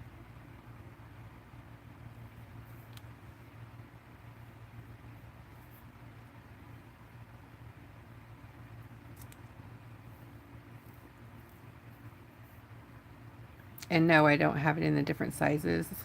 It comes pre-mixed. Not mixed in gel, but it comes, the glitter sizes are pre-mixed. They have like a print on the glitter of laser foil, hollow, laser hollow foil. I mean, it's like it was made just for me. Just for me to show you and you fall in love with it because it's gorgeous and we can't live without it. It's a must-have staple, I think, personally. I think it's like, and there's a blue one and a red one right now, but there's a whole bunch of other colors that are coming in the next seasons. Fall's coming up and there's some cool fun stuff planned for Halloween. I hope you guys are ready to get your fun steampunk on. Let me just say, this is looking so fantastic. Sorry. And here we go. Well, I'm glad nobody said anything, so that means y'all probably weren't watching. I'm totally fine with that. Then I'm not like busted, right? Or you were just being nice. I don't know. But thank you for not making me feel bad.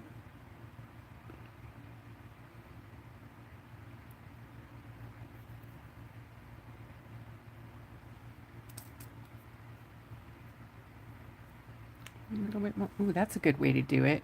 Get your hand all gooey and then let it stick to. Ooh, that worked so good. I didn't do it on purpose, but it worked pretty good.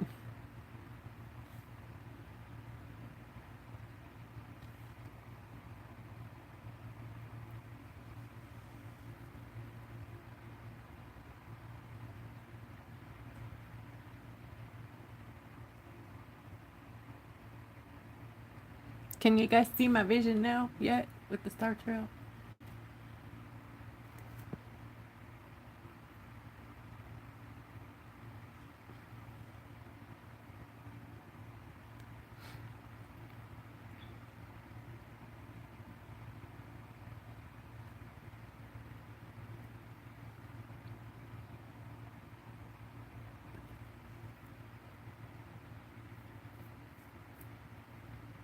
Okay. I think we'll let a big one in there, here and there.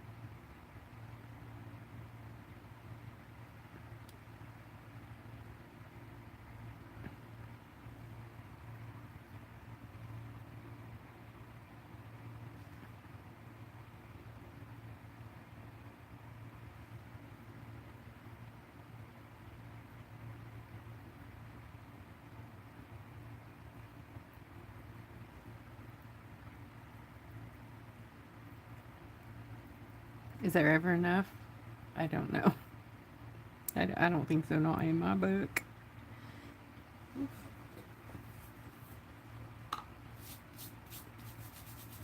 Now I think that, see how good Liquigel sticks it on? That's another thing, you guys.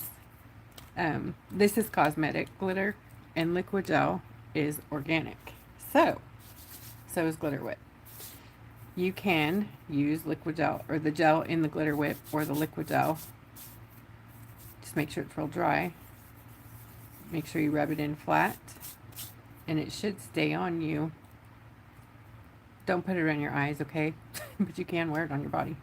Is that, I mean, check yourself for an allergy. I cannot guarantee that you're not going to be allergic to something. But, and I'm not going to say it's hypoallergenic either, but it can be used on your skin. Not eyes, not weird spots, just, you know, Just be real with it. Okay. Ooh, I had glitter everywhere. Dang. Oh, see? There. Dumb me. But, oh well. I know where they went. So I'm done for tonight. I'm going to build that back up as soon as I turn the camera off while I'm crying. And then I'm going to finish my... I'm going to build this up. Do you guys want me to hold on that and do that next Wednesday? Or do you want me to just post it finished? Do you guys... Aw, did I lose my... Okay. Do you guys want me to show the work, or do you want to see the finished project? Sometimes I know it gets quite boring.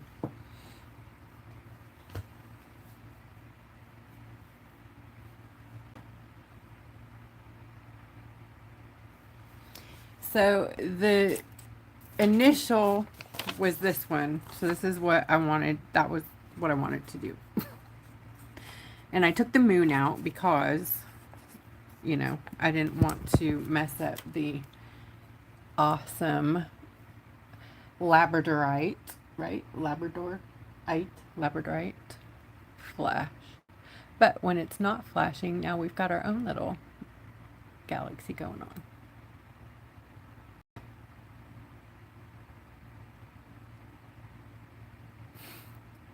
I think it came out pretty cool. There's a whole bunch more I could do to it. Like I could really, really work on the purple gases down here, and I might do that. So you let me know. Okay, cool. So what do you guys want to do next week? It's kind of open. Ooh, I made a mess back here. Isn't it? Or what do I owe you? Because that was the last of the kits, the Pollinator Series. So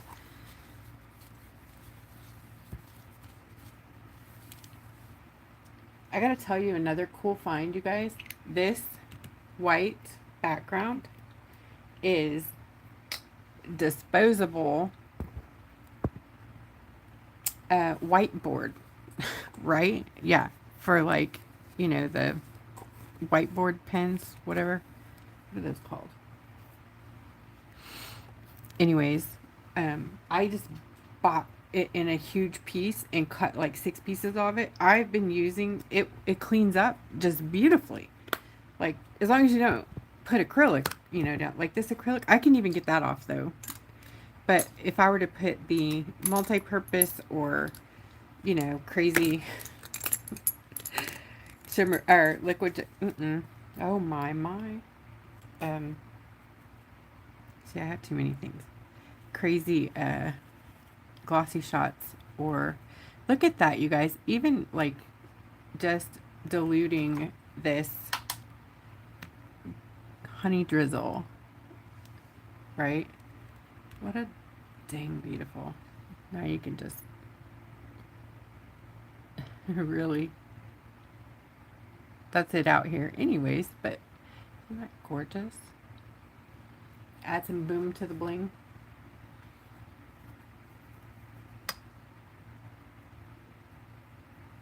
So awesome. It was a little too wet, but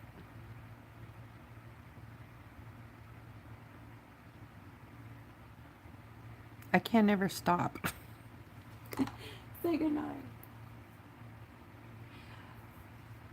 Okay, next Wednesday. How about we take a poll in the group sometime this week coming up, and we'll figure out what we're going to do. Oh no! Deborah's not going to be here. We're got to do something awesomely cool. Only kidding. Love you, Deborah. Everybody wish Deborah the best of luck at her craft show. She's going to be, she has a new business. Oh my gosh, I'm so excited for her. Deborah, pop the name of your new business in there. And then I know if you're out and about in that area, but this is like a live show where she's going to have her handmade goods. So awesome. And she's going to post this in the group for us to see what she's got going on up there. She doesn't sell online as of yet, but there's no reason we can't see what you're doing. And yes, I put you on the spot. How you like me now? Love you. Bye.